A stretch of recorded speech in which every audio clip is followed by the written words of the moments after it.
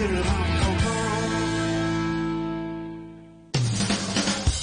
listening to CRBRadio.com. The words and opinions you are about to hear are of the hosts and do not reflect the management, sponsors, or affiliates. Take control. Let's go.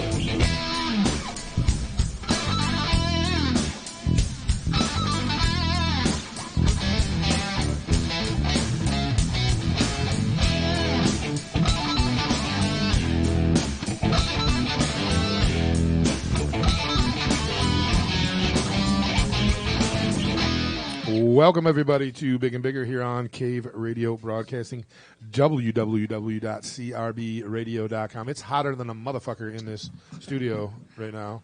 I turned the air conditioner, the heat off, because my fat ass was sweating, and I see Vern over here sweating next to me like a champ, too. So, welcome, everybody, to Big and Bigger, episode number 222 here on Cave Radio Broadcasting. You can catch us live everywhere that you pretty much everything that you can get. We're on Twitter live. We're on YouTube live. Cave Radio Broadcasting, which now you can go to and catch almost all, not all the past episodes of Dumb Shit with Dawn, but probably a dozen episodes of Dumb Shit with Dawn are on our YouTube page. So go on over there and check those out. We are broadcasting live on Facebook.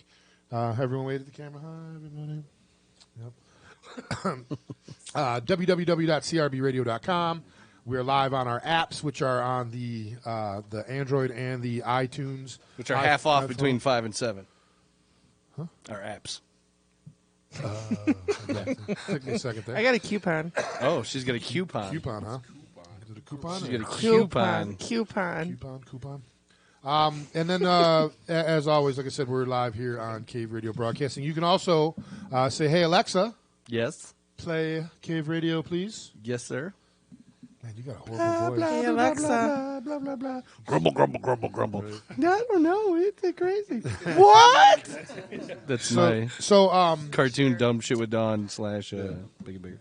So, it's been an interesting week, to say the least. Yeah. We finished off last week, by the way, Tony Lee Thomas. What a great guy Dude, that guy was, man. Those guys all came to karaoke. That was a blast. I know. That was a blast. rough night. So we, Yeah, Dawn had fun. I had a lot of fun. we usually we're off the air by like 9:30-ish, but there was no show after us last week, so we were like, screw it, let's go to 10. And then at 10 o'clock, we were like, screw it, we're having a good time, so let's just cut the feed, and we'll keep going Facebook Live. So we just went Facebook Live till about 10:30. We had such a good time. We had a band, Hip Tuck and Rumble out of Port Huron. Alex Shire, another kid out of Port Huron, young dude who was on American Idol, and he's touring right now with his cat, Tony Lee Thomas from Massachusetts. And, man, He fit right in, right off the bat. Yeah, Dude, and I was saying on her video, on the Dumb Shit with Dawn video, we needed Tony Lee Thomas laugh track for that because he was making me laugh just as much as her answers were. Because you just heard him off to the side just dying. So we have a new hashtag now. Dawn is our spirit animal, or my spirit animal. Dawn is. I think we're going to get bumper stickers made. Maybe some T-shirts. I made a rough draft of it and posted it today. So, The great picture. Thanks, Alan. well, it's got to be something zany, you know.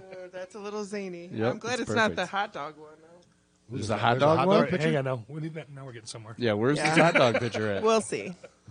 If you can point me to that direction, it will be the hot dog picture. Exactly. So yeah, we had they all came up after. We were all sitting here hanging out. They all loaded up, and Don's like, "Well, I want to go."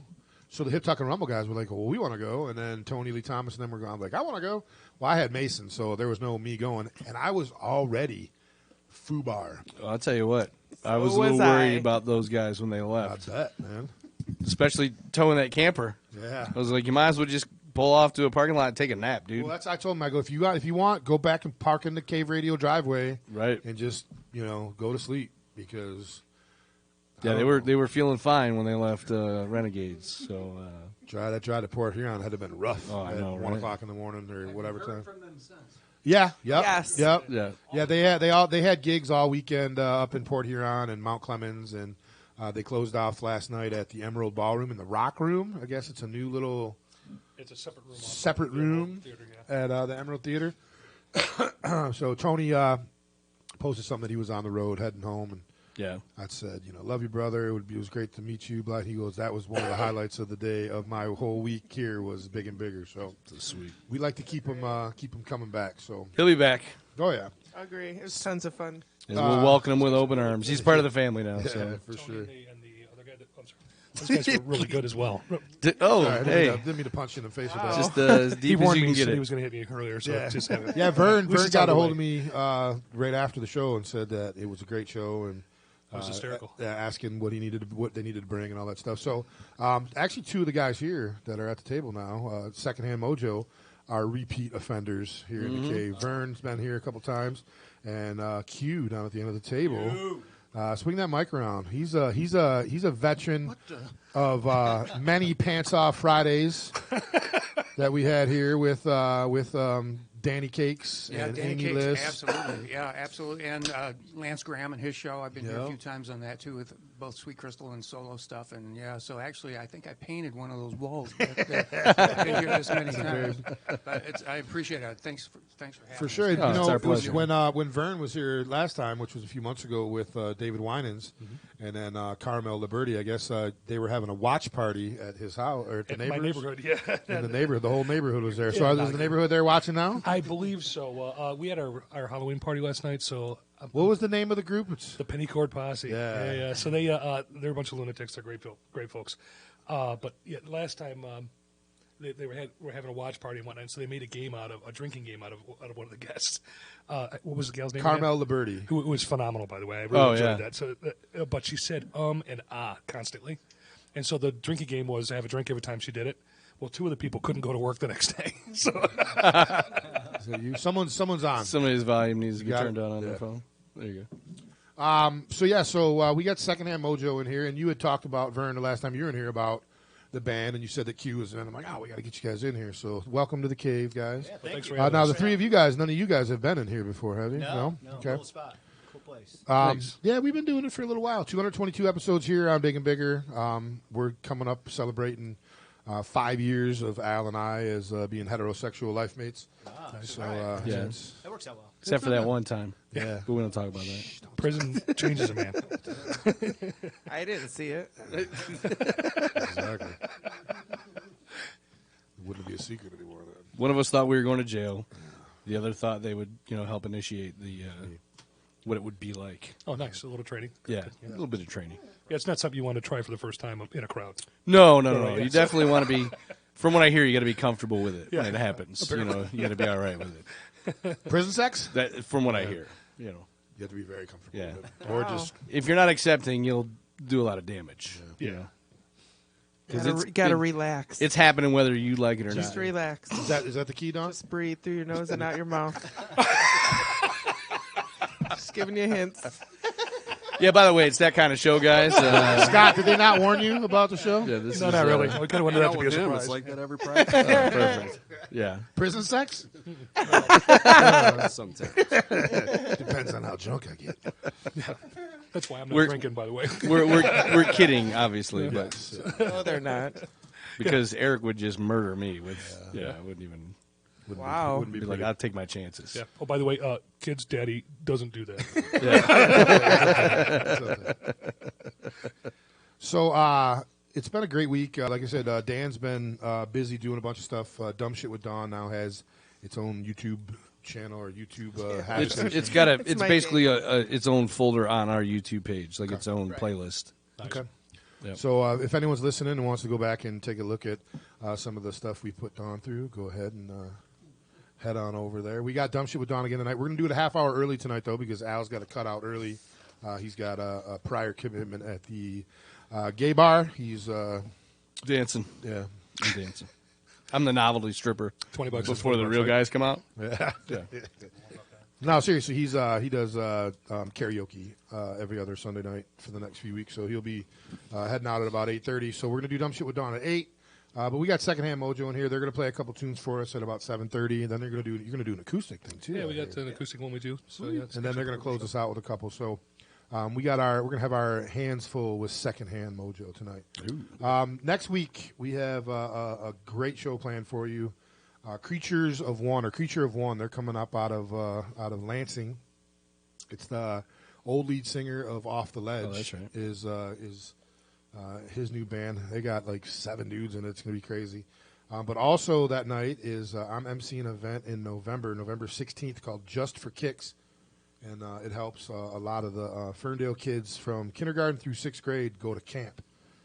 I think 4th, 5th, and 6th grades are overnight camps. For kindergarten through 3rd grade are day camps. But a lot of these kids are coming from inner city or from border towns of Ferndale and can't afford the camp. So these guys throw this big thing every year and help these kids go to camp. So Just for Kicks, I think the Marys are going to be in here. Pete Peltier's wife and a bunch of other people. So it should be fun. The following week we have Space Skull, which we've been waiting about 2 years for these guys. I don't know. There's this band out there called Krillin. Have you guys ever heard of Krillin? No. Krillin is it's like Guar meets Dick Dale. Like surfer music, amazing, with big ass costumes and just. You had him on the show once before, Yeah. right? I saw that show. It's like I did see acid that surf show. rock. Yeah. There are no vocals, Yeah. but for that band, it's all the show is the theatrics of the show. whole thing. Like they're Great music. full dress, It's top something to see. bottom. Yeah, The one guy was dressed like a giant space ant or something. Yeah. The guitar player, right? Yeah. yeah, like An an earwig. earwig. Yeah. An earwig. Is that what that was? Earwig. Yeah. Yeah, this big paper mache head that's like this big around, and It's insane. The other dude's got like a ghillie suit on, and he's got like this big giant head. bird beak, Crow. and just sat there and squawked all night long. Yeah. Dawn was like we got the chat up here, and Dawn's like, if this motherfucker squawks one more time, I'm gonna backhand him. And I was like, oh shit. they did not break character through the whole show. So That was we're rough. asking them stuff, and they're like, "We don't even know what that is. We're not from this dimension or whatever." We're And like, you guys will "Come know on." some of the questions we Also, ask they're you method later. aliens. So, yeah, Yes, Yeah, yes. got it. But anyway, they're also Space Skull. I think there's a couple other members that are different, but I think it's the main 3 people in the band. Krillin are also Space Skull, and Space Skull is their mortal enemies that they're here to battle with. And they have lyrics and stuff like that, but it's gonna be fun. We've been waiting for a while. They put a lot of work into Super the excited. whole backstory of this whole thing. That's it's fantastic. like it's like having a comic book come play live in your studio, basically. Exactly it. Like Parliament used to do. Yeah, Yeah, exactly. Yep. On the following week, we have Edison Hollow, which was formerly Red Baron. They're in there on the 24th. We still got an open date. We're looking for a band to come in. We're going to be talking about that tomorrow. And then to close us out for the year, on December 1st, our good buddy Spiral Crush are going to be in here, and they're going to rock out with us. They were one of the first bands that Al and I had in here. And did I not switch? Yeah, I just switched over. She's pushing. What's going on over there? What are you doing? My mom's messaging Dawn Because I thought I wasn't on there, and then I'm like, no, I'm on. Hey, Mom. No, So my yeah. mom's just telling Dawn that she's going to bed, but she'll look for dumb shit with Dawn when she gets up in the morning. My mom tells me all the time, that is the highlight of my day. Every Monday I get up and look for dumb shit with Dawn. That's fantastic. What happened that day that she had to go on my page? Because that one day, the one day you weren't here, I did it on my page. Yeah, I don't know. Didn't get her fill on it. I wonder if Dan knows that if it's on my page. Or not. I don't know. So anyway, we got Secondhand Mojo in here hanging out with us. Why don't you introduce yourself? So, to my right, I'm Vern Springer. Vern. James Hampton, Okay, and you play bass. bass. All right. Chuck Reapenoff, singing. Okay. Scott Brokaw, drums. Oh, I'm sorry, what? Oh, Mark Andrews Beck, keyboards and general good times. Good time. Goes by Q. I'm sharing a mic with Don. Nothing but the the best. least dumb shit. Good share. Good share. So you guys, the band's name's Secondhand Mojo. How long have you guys been together? Not terrible long, actually, to be honest with you. Q's the last guy to join us, right? After much begging and pleading and all that kind of fun Big stuff. lots of cash they threw out. There was a lot of cash Right. involved, right? James was just slightly before Mark. You've been around for about a When I year came now, in, right? I'd say February 18 is when us 3 met. Yeah. So And pieced the thing and then out. Scott's been with me for 10 or 12 years, something like that. Okay. You know, he was in Day 41, which was before this. Okay. Right? And when that went awry, we decided we wanted to continue forward. And so then it was a process of finding people and whatnot. And we've had a couple of different guitar players come in to play with us as well. We're great guys. We went through 2 bass players before we got to James. Right? Like go through, do you mean like You Not like the prison sex took him thing. back It's in the different. alley and Yeah. beat him and said, "Don't ever come back." Well, Like, I mean, the first rule of secondhand mojo is don't ask us about secondhand mojo. But no, you get guys in and they audition. Don't jive. Or... Well, they work for a little while or whatnot, but it takes time to put an original group together because we don't play covers. right. Right, and so it's a different process than a lot of folks that normally play covers, right? So it's a little bit more time consuming. You're developing the material, right? You got to develop the chemistry and whatnot. One of the things we always said was that we wanted the right guys, not necessarily the best guys, right? Right. Well, in this case here, we kind of lucked out because we got the best right guys too. Oh, right? So excellent. that really worked out for us. But it took a very long time, and it was, I mean, it had some low points, right? You know. We'd already done some demos of some of the material and whatnot. Scott and I in at his house, and so we'd have singers in and whatnot, and it was very difficult. It was complicated and whatnot. And Chuck came in, and it was an automatic. He was prepared, first of all, which made him separate him from everybody else, right? So, lesson learned, right? You know, if you're going to go audition, prepare a little, right? Right. And then once we'd worked through the prepared material and we started jamming, he immediately started phonetically working things through, which is kind of what I had been used to previously with professional singers. Right. So it was, plus, what was it? Shimmy, shimmy, shake. Yeah. Shimmy, shimmy, shake. I sold you. Yeah. As soon as he said Vocal that for the line. one song, I'm like, well, that's it's a done deal. I can't fire a guy who brought up shimmy, shimmy, shake in one of my songs, right? You know.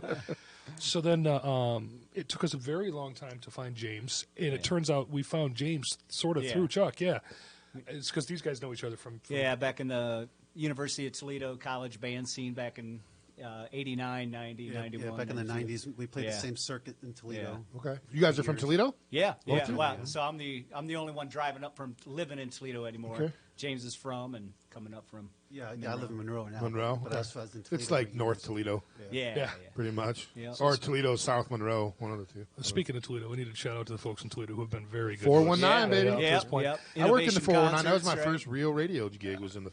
I worked at What's- WIOT. Oh, and FM 104.7. There was 5 or 6 of them that I worked for. I worked down there for almost 2 years. Did you? Oh, very cool. Yeah, Very cool. Good the spot. fans have been great. Right? The Yeah. people showing up for shows. It's kind of a cool scene.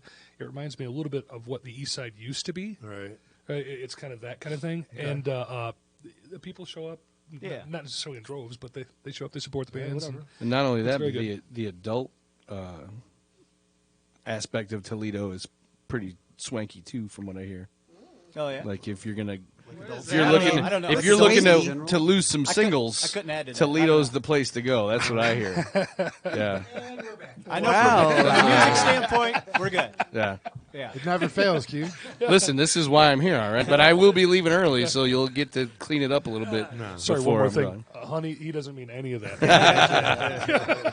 I mean, I've never been, but I hear that it's a hotbed of It's the Midwest glitter, talent. It's the glitter that gets you busted every time. Yeah, exactly. It's the herpes Stripper of the dust. crap world. That's funny. Yeah, I worked down in Toledo for quite a few years. I got to know, I did the AM side for a little while too. What is it? WST? SPD. Yes, yeah, Speed, okay, and then there yeah. was the other one too. The one, it was the pay to play one, but they covered the Mud Hens and all that right. stuff. So I was like producing the Mud Hens games and all that. It was a good time. I met a lot of cool people down there in the 419. There you go. Yeah. So where'd the name Secondhand Mojo come from? Ooh. All right, so it's an old blues song that's the Mojo hand. Okay. Right? Oh yeah. And I'm a big I got fan. one of those. Right? And so, you're looking for names and whatnot. Yeah, exactly. Where is I'm it? just saying. I haven't lost enough weight to put a second hand on it yet, but I got one of those. Only one. So and because a lot of the stuff we played early on, it had kind of a blues base to it. Okay. And I'm a big blues guy. Period. That's about what I'm fit for.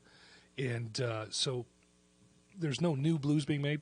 Right, it's already been done, and so there's no new Mojo being made is the idea. So it's secondhand Mojo. Like we're going to pick it up from here. Or you find it on the street. Step on it in your shoe or whatever. And we had this. Do you remember the Keep on Trucking guy? Remember the cartoons and all that kind of fun stuff? That's the cartoon that runs through my head all the time anyway, right? And I always thought it'd be cool. This guy's walking along, he finds a hat or something, puts it on, and now he's this different dude. And we actually have a song called The Mojo. Yeah. That's sort of the narrative, right? So the Mojo, it's like tequila. It makes you dance better. It makes you more interesting. Right. It's that kind of thing. But the secondhand Mojo is because it just isn't. There's no new Mojo. It's already been done. Right. And so the other part of that we used to say in a previous song with the other band was the old school is the new cool. Right? So we're kind of living in that, idea, or theoretically. Cool. Where can we find your music at? You got anything out yet? Actually, you have I got the two. premieres, right? We're releasing. There'll be a single out in December, and then what date did we? We've been working with the promo guys to kind of get that straightened out, but it's like January 24th might be a date. Yeah, middle end of January is when we'll actually release the entire thing. But in the EP? interim, yeah, it's an EP. It's a 6-song EP. Yeah, and it's our idea is we kind of want to do one a year.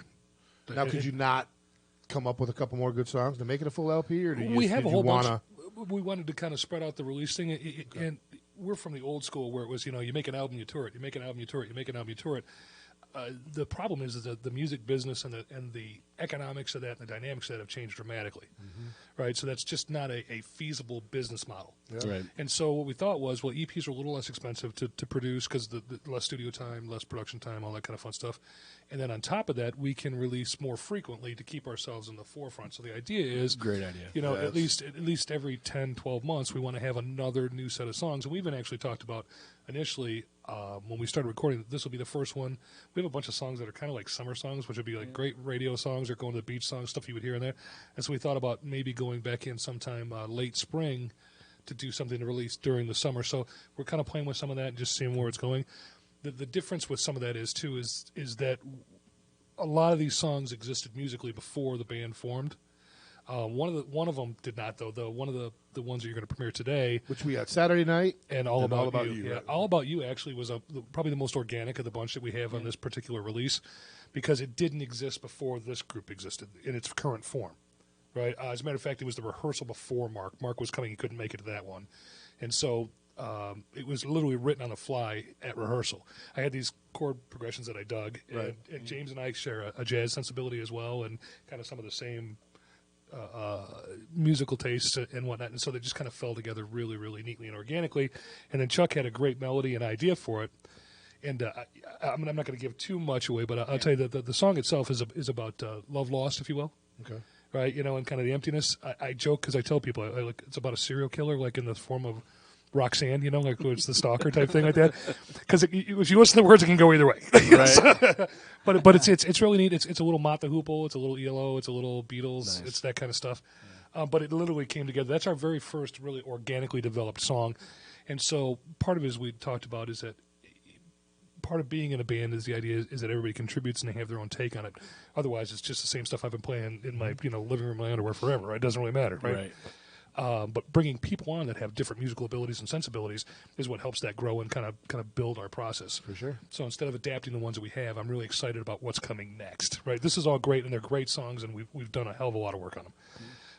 But I'm as excited about the next stuff as I am about the current stuff. Right. And you answered the other question that I was going to ask you is where do you come up with the songs? How do you, do you come up with a riff and then just bring it to them and say, hey, you guys feed off this? Well, how does the process of songwriting work for you guys? It's kind of all over the map. I don't know that we have a formula one way or the part of it was we had a whole bunch of songs written when these guys started joining. So that's convenient. Right. Chuck has brought in some songs that are, hey, look, I've got these chords, I've got these words, these melodies. Here's where we go, and then we kind of put our little Mojo spin on it or whatever, just by natural, right? Because we're not going to play. I don't play the same way he does or Mark or anybody else. And so No one plays like Mark. Yeah, nobody. No. Is it harder? Have you seen Mark live, by the way? Right. So first of all, anybody that's watching this, if you ever get a chance to come see us, and I don't know if you'll be able to see it today because he might hurt himself from the corner over there, but. Mark is a show unto itself. Oh, yeah. Yes. Yeah. Right? People were absolutely... I thought he fell the first time I saw him. I was like, did he just fall? There's We don't actually- have insurance here, man. What's going on? I joke after our first show, like my family came out and yeah. Q was their favorite. He's my favorite. Chuck brings something different. Chuck is a really fun front man and all that fun stuff, and James is rock solid, all that fun stuff. Scott's back there twirling drumsticks, and I'm just basically trying to keep up. Right. And then I looked to my Everybody's side. watching Q. I looked to my side. Where'd Q go? He's gone. Now I've been playing with him in David's band, right? Yeah, So yeah. I've seen some of that, but he's not nearly as demonstrative in David's band as he is in this one. I think he's been freed from whatever shackles were holding him back. I'm still waiting for the smoke machine to be added to the keys, and so, like in the beginning of a set, you just see a big plume of smoke, and then you hear the final countdown start going in the background. You just gave Q an idea. Yeah, no, what's interesting that you said it, when we first started out, with my other band, I had so many keyboards that I decided to get a dry ice smoke machine, and I ran the tubes up to the top of the Mogs. And so then we'd start, and this thing came down. So much dry ice smoke came down that I couldn't see a single thing. I'm reaching in going, I don't even know which keyboard I'm I was trying going to to ask you where the rest of your setup was. Now, for these kind of things, one will get us through this night. Now, Q, how many keyboards you up to? I know you're boy.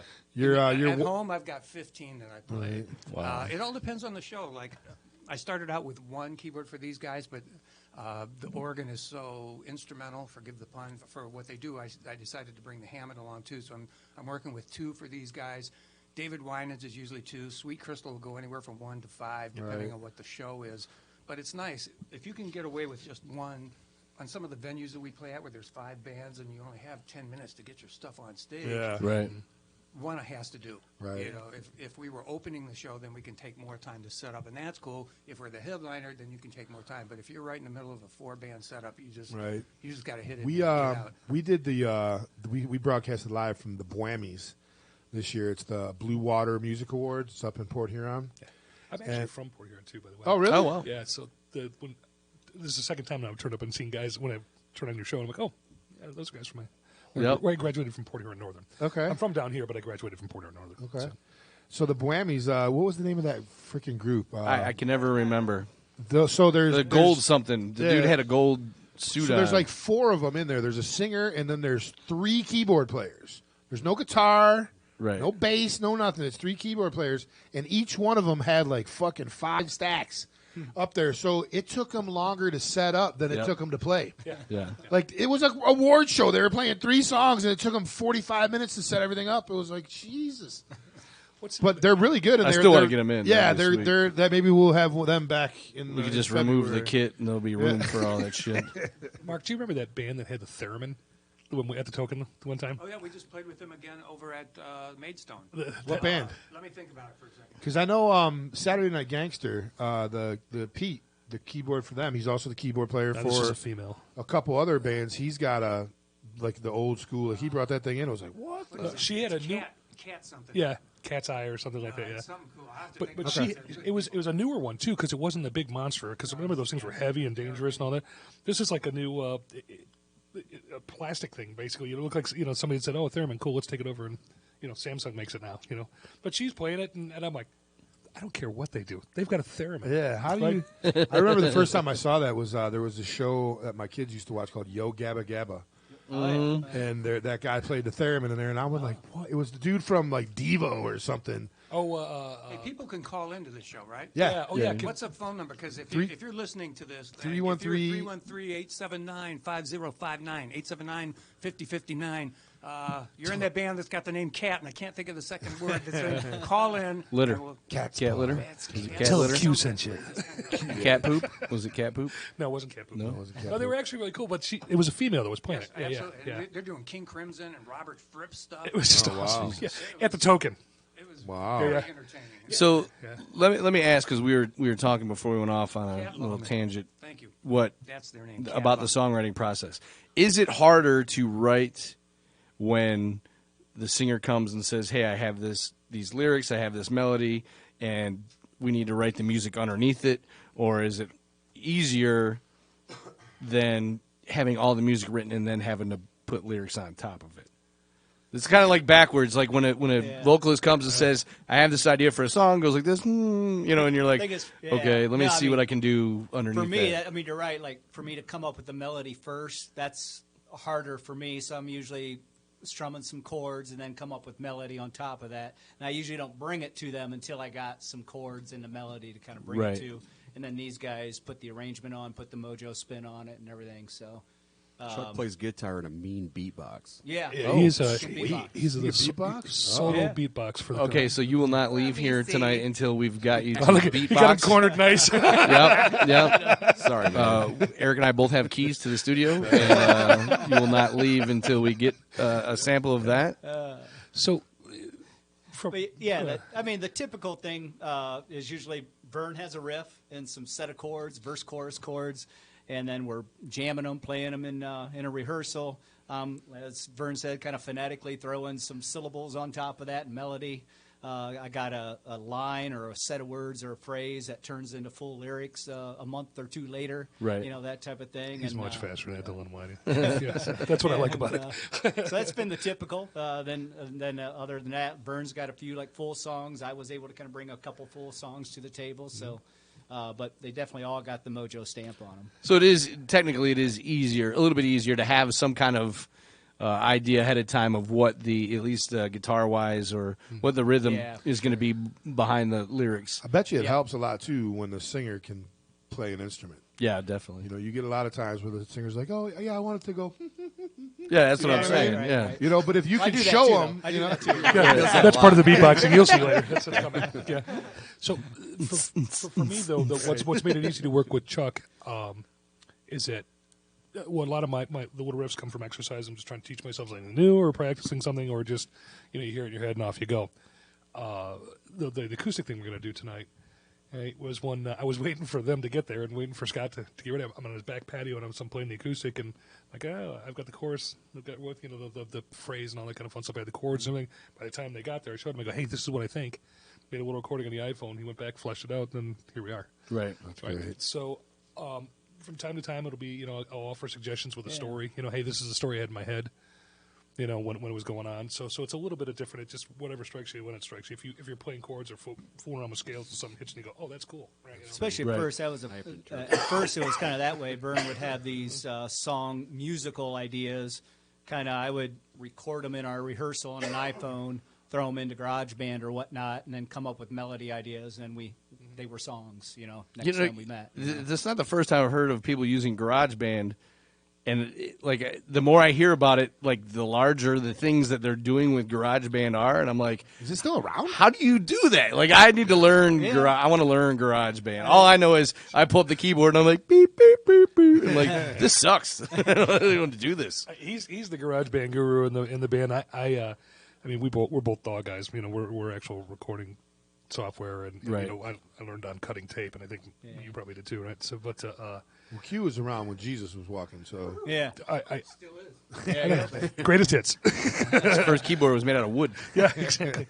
But I'm not nearly as versed in the app type stuff or the GarageBand. I know it's a good application. It's just a great scratch pad. Yeah. It's a great digital audio scratch pad. That's the good thing about it, and you can learn it really, really quickly. That's where it was for me, because I can't, the big kind of engineering kind of slide. That's not me, but GarageBand I can pick up. Enough good instruments in it, so you can get piano chords in the background and stuff. So you can really sketch out the song with GarageBand. Is that something you use? We use an iRig to plug in your instrument. Absolutely, and you can use an iRig going right into that program and record your. So Al, our dream might come true, dude. We can fake it. We can make it. I'm about to go buy and that. then we can fake it. I'm about to go buy that electric harmonica Fuck or yeah, the electric dude. kazoo. Electric fucking triangle, brother. I'm gonna have a kazoo and a pedal board of I could do the 16 triangle. pedals for a kazoo. So before you get too excited about that, though, let me explain something, right? So once it makes it to where you're actually going into the studio and recording some of it, you should see some of the weird conversations that go between us about, hey, this needs one of those pop-pop-pops in there. And a little thing like that, So it always gets back to that, right? So, I mean, you can be as advanced as you want, but at a certain point, I'm getting a weird message from Chuck going, ooh, ooh, ooh, ooh, ooh, goes in that spot. all right. That, I totally understand where you're going with that. So we get a lot of bands that their distance might be an issue, or they can't get together as much. So the guitarist will record a riff and email it to whoever, and they open it up and then maybe lay something down. If everybody's using the same program, just build it virtually.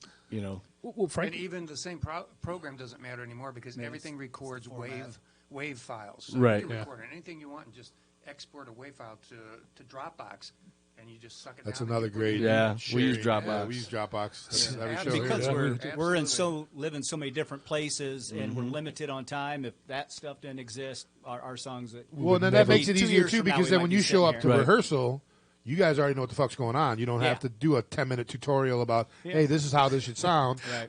This is how this should sound. You should already know that. Right? I do. That's correct. Yeah. If you don't like the song ahead of time, you can really get online and say all the stuff you don't want to say to them in person. Yeah, Right. Oh, this is really You make a awesome. fake Facebook account and say, I posted this online, and this person said, this song sucks. So what's funny though is that we're all pretty nice. Well, they're all pretty nice guys, right? And so it's very, very civil in its way. And even when we don't agree or don't see things eye to eye, it's like one of the most civil ways of arguing you've ever seen in your life. You know, and it's just so absurd. It's so absurd. I sit back and I go, I think they're mad at each other. I think we disagreed. I go home and the wife's like, "What's the matter?" I'm like, "I'm just confused. I need to lay down for a minute." Right. Yeah, never that read helps. inflection in a message. Yeah, I hate emails because I'm like, emails or text, I'm like the worst. Yeah. You know, and I'm like, I always take to offense. the point. Yeah, well, exactly, right? Because it's to the point. Like, I'm like, motherfucker, yeah. yeah. Right. What? Yeah, it's not like, hey man, you know this one spot. I was kind of looking for something a little different. It's like this one area at 123 to 125. You were wrong. You know, so, you know that's how it comes out, right? You know, it's just no way. So Yeah, but you know what I miss is you can't slam a cell phone down. Remember the old days? You Oh, used to the slam phone? it? Oh, yeah. Oh, dude. USSL. Yeah. Click. Yeah. It Yeah. just doesn't have the same impact. You No. gotta be able to Yeah. slam it. You gotta, Well, you these gotta things put it cost, down these gently things cost and like $300. pick you up don't a wanna- pillow and throw it against the wall. Not so much when you get them anytime. You know, so it's like, oh. There's a great Key and Peele skit. You ever see that one where they're texting back and forth? And the one dude's all relaxed, and he's like, the guy's like, "You want to get together later?" And so it shows him reading it, get together. And he's like, "Sure." And so the dude that sent it is reading, "Sure." Like, and he goes, "Oh, well, I mean, if you don't want to, that's cool." And he goes, "Nah, dog, I'm all right." He's like, "Nah, dog, I'm all right." You know, he's like, so he's reading the one dude's just chilled out and he's reading it all as a relaxed conversation. And the other dude's reading it as if he's getting real aggressive with him. Oh, it's hilarious. I love those guys. Those guys are freaking funny. Well, and the one is from Detroit. Too, Yeah. So you know, so the bald guy, Key. Yeah. And then the other one is like the new freaking horror king. Yeah. Yeah. Oh man, he turned into something, didn't he? Yeah. Yeah. He went from the Detroiters, which was a cool show. Yeah. Right. Right. To, he went from that to being this guy that none of us will ever be able to get on the phone now. Right. You know, Yeah, so- exactly. Not to mention, Patch, can you imagine Halloween at his house? Oh, it's gonna be terrifying, right? Because he rebooted the Alfred Hitchcock Yeah. stuff, and then he's I think he's put out 3 movies already. Yeah, I didn't even the- know the that. first one was Get Out. Dude, the Get Out. and It was then- Jordan Peele doing that? No, well, yeah. Okay. Yeah, because Key's the tall. Yeah, the tall, he's the light-skinned shorter. guy. Yeah. Well, they're both light skinned, but It's, Well, it's, yeah, it's yeah. Get Out, and then the other one is like We Are You or We Are Us or something Us. like that. Yeah. Where it's Just yeah, Us. it's crazy. Oh, Us is that what it is? Us. yeah. And then, he's the Alfred Hitchcock. He took the whatever Twilight Zone. Twilight Zone. Twilight Zone. Yeah, that's Yeah, right. Rod That's what it was. Serling. Not Alfred Hitchcock. Rod Twilight Serling, Zone. yeah. Twilight Zone. Yeah, so he took Rod Serling's Twilight Zone and redid it. He's also the ghost of on Big Mouth. The ghost in the attic. He's the What dude is that? the old black They have jazz. their own Yeah. language, don't they? Man, I can't think of it. Cat something or not Cab Calloway. No, it's not Cab Calloway. It's someone like that. Right. Have you guys ever seen any of the cartoons they got on Netflix? Oh my God, man, they're just out of ridiculous. They're Yeah, ridiculous. it's so funny.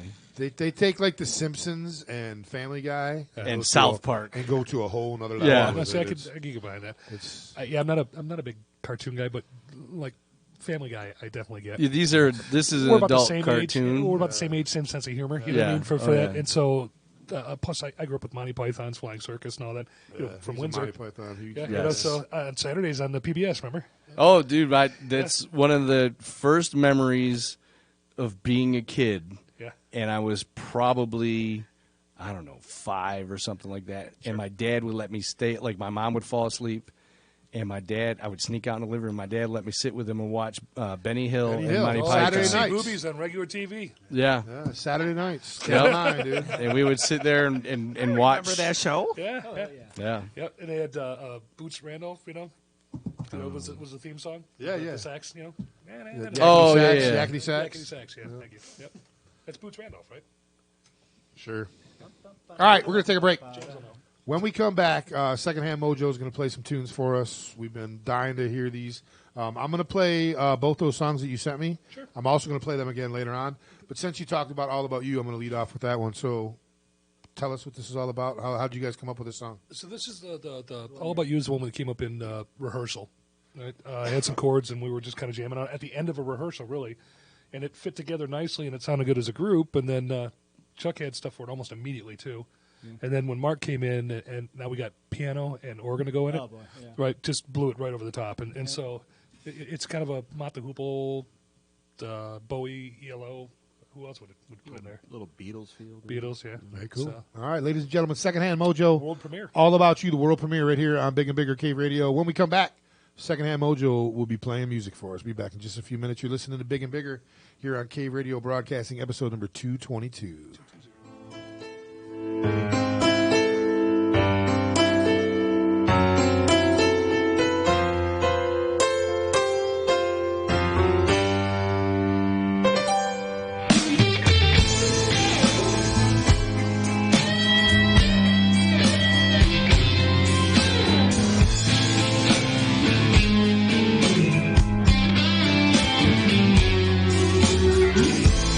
All alone, but you're still here. Your sweet smell hangs in the air. Pictures remind me of the love we shared.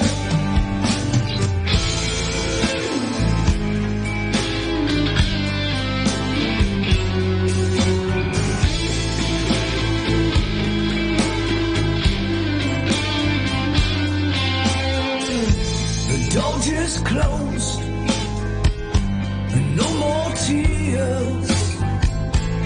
All that's left are lonely years. I can't live without the love we share. It's all about you. It's all about Mary, Mary. Life seems pretty scary when I'm without you. It's all about you.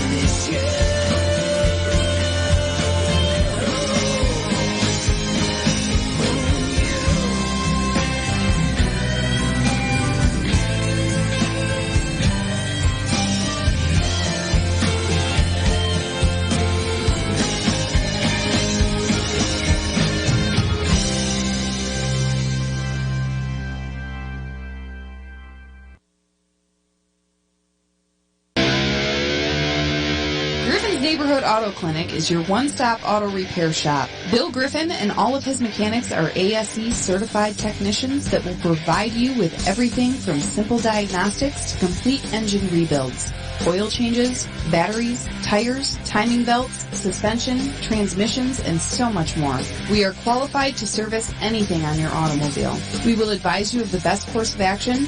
Go to our website at www.griffinsautoclinic.com or follow us on Facebook at Griffin Neighborhood Auto Clinic or call us at 248-888-9406. Check out the website for monthly specials and coupons. Also, ask about financing your repair to get you on the road faster. 248-888-9406. Stop by Griffin's today and become part of our automotive repair family. Attention listeners, affordable podcast opportunities await. Cave Radio is looking for podcasters to join our ever-growing family. We offer affordable studio time, live shows, caller interaction, podcast archives, video stream-ready studios, and much, much more. For more information, contact Jeer at caveradiobroadcasting.com.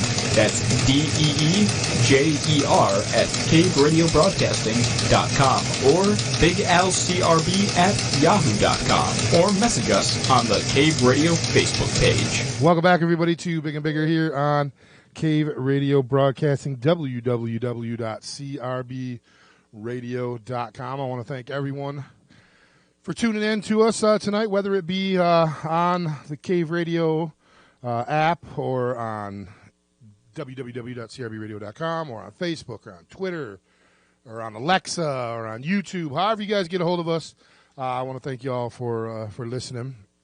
But each and every week, you know, we have a band in here, and a couple of these cats, like I said, have been in on Big and Bigger or on Cave Radio throughout our 6 years on the Detroit radio airwaves here in this amazing station we have, Cave Radio Broadcasting. And Vern told us about Secondhand Mojo months and months ago, and we finally got him in here. So, ladies and gentlemen, making their debut here on Cave Radio Broadcasting, Secondhand Mojo.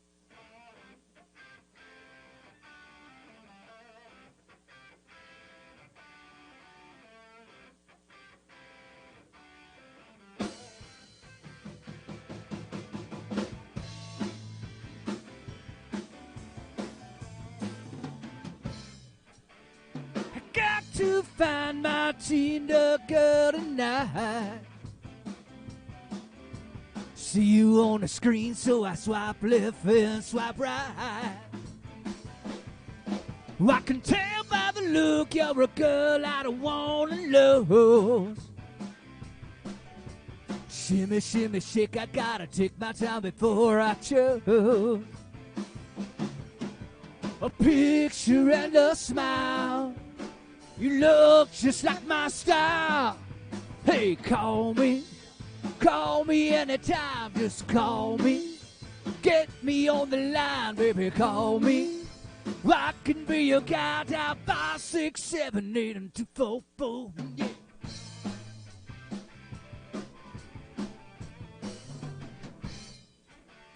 It's been 5 days since you looked me in the eyes.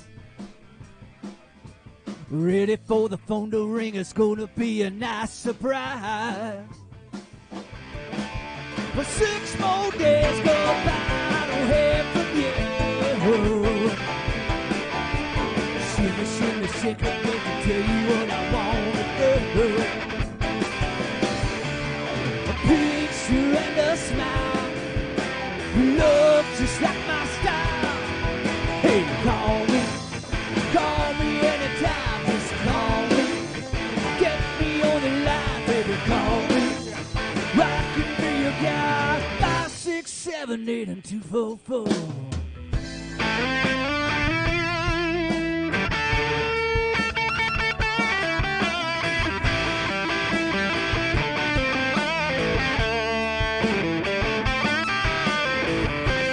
Home alone on a Sunday afternoon. been waiting all day by the phone for you. 'Cause your profile said that you like the outdoors too. Dreaming like heaven at my road.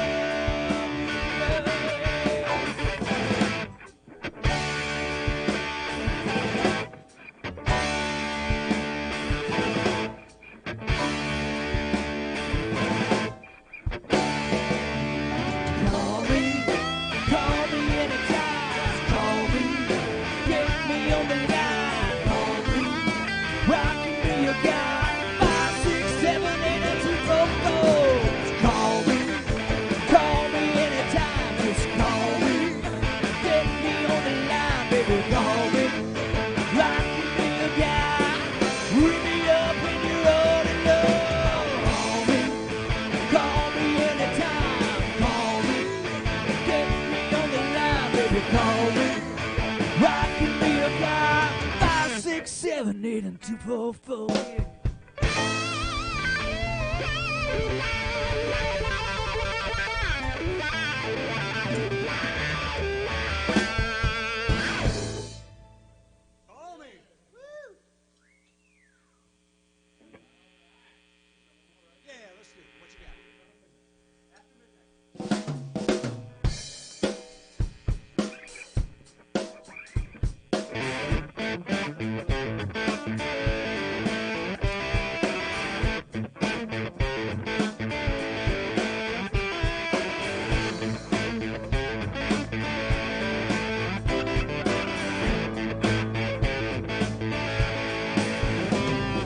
Sit there in the morning with your coffee cup in hand.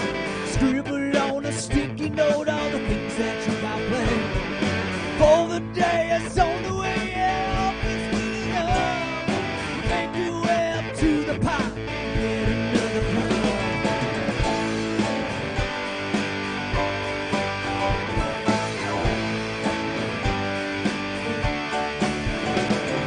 Boss has got some jobs for you, yeah, you do them with a smile. No one listens better than Little Miss Quiet in Mind. Headers to the grind, so time to work, nothing to say. They don't know there's more to you, giving it night and day. Whoa, whoa, after midnight, that's the only time you lose your mind. Whoa, whoa, after midnight, say bye-bye to the sweet girl you had.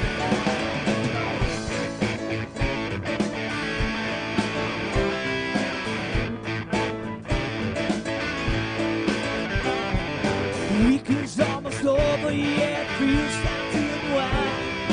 Keep your eye up on the clock to get ready to survive. Hair goes down, skirt goes up, you know it's time to go. Doctor Jekyll, Mrs. Hyde, time to come alive. Whoa, whoa, after midnight, that's the only time you lose your mind.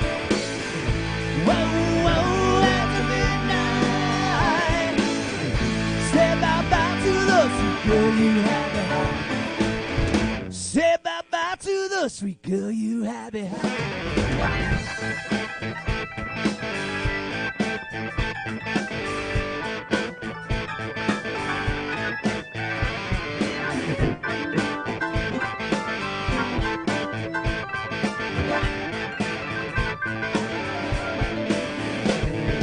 Whoa,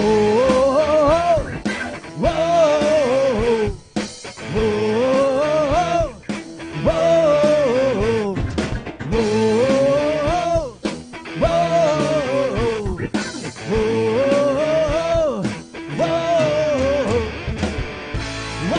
whoa, after midnight, that's the only time you lose your mind.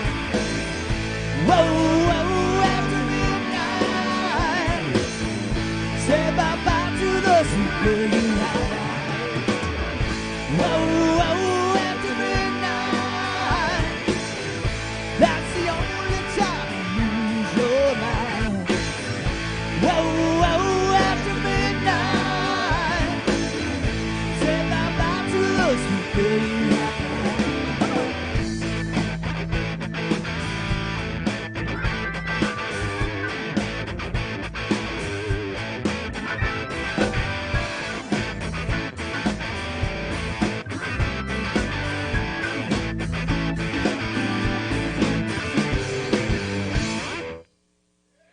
All right.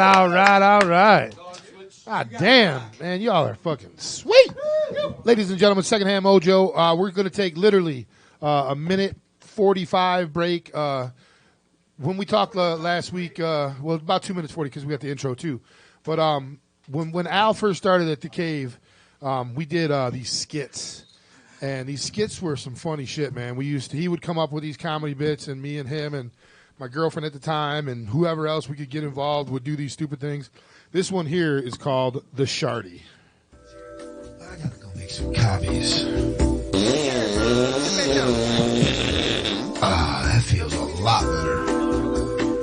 Hey, Johnson. Oh, hey, Becky. What's on the back of your pants? What? Oh no. I gotta go, Becky. Do you suffer from unsightly skid marks? Has a wet fart ever made its way through the back of your khakis? Has someone ever asked you if you sat on a Snickers? Well, fear no more. New from the makers of ShameWow, it's the Shardy. The Shardy is a super absorbent pad shaped like a small taco that gently fits inside the crack of your buttocks to help soak up the spill before it gets to your outer clothing. And it comes in 5 convenient sizes, so you're sure to have a proper fit. Wow, these are pretty comfortable. That's right. The Shardy is perfect defense for first dates, potluck lunches, Mexican dinners, and of course all of flu season. Or like the time I got too drunk and shit myself. I knew a guy like that in high school. Easy there, guy. The Shardy isn't a diaper, but it does help muffle those embarrassing fart noises as well. And it's available in 3 obscure scents: fabric softener, new car smell, and bananas. Jesus Christ! Did someone just fuck a gorilla? So say goodbye to those devastating skid marks and say hello with the Shardy. Looking good, Johnson. Shardy over here! Call 1-800-ASK-FREE. That's 1-800-ASK-FREE. Shardy is not sold in stores. Shardy is made in Mexico. Beware of imitators. Call 1-800-277-3733. The Shardy, brought to you by OBA and the makers of ShameWow. Ladies and gentlemen, can I please have your attention? I've just been handed an urgent and horrifying news story. And I need all of you to stop what you're doing and listen.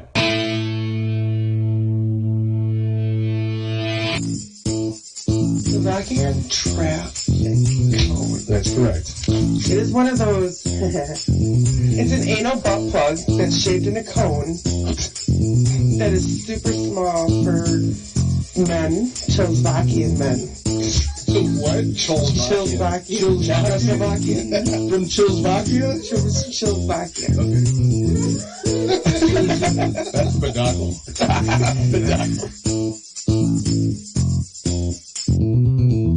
It's time for Dumb Shit.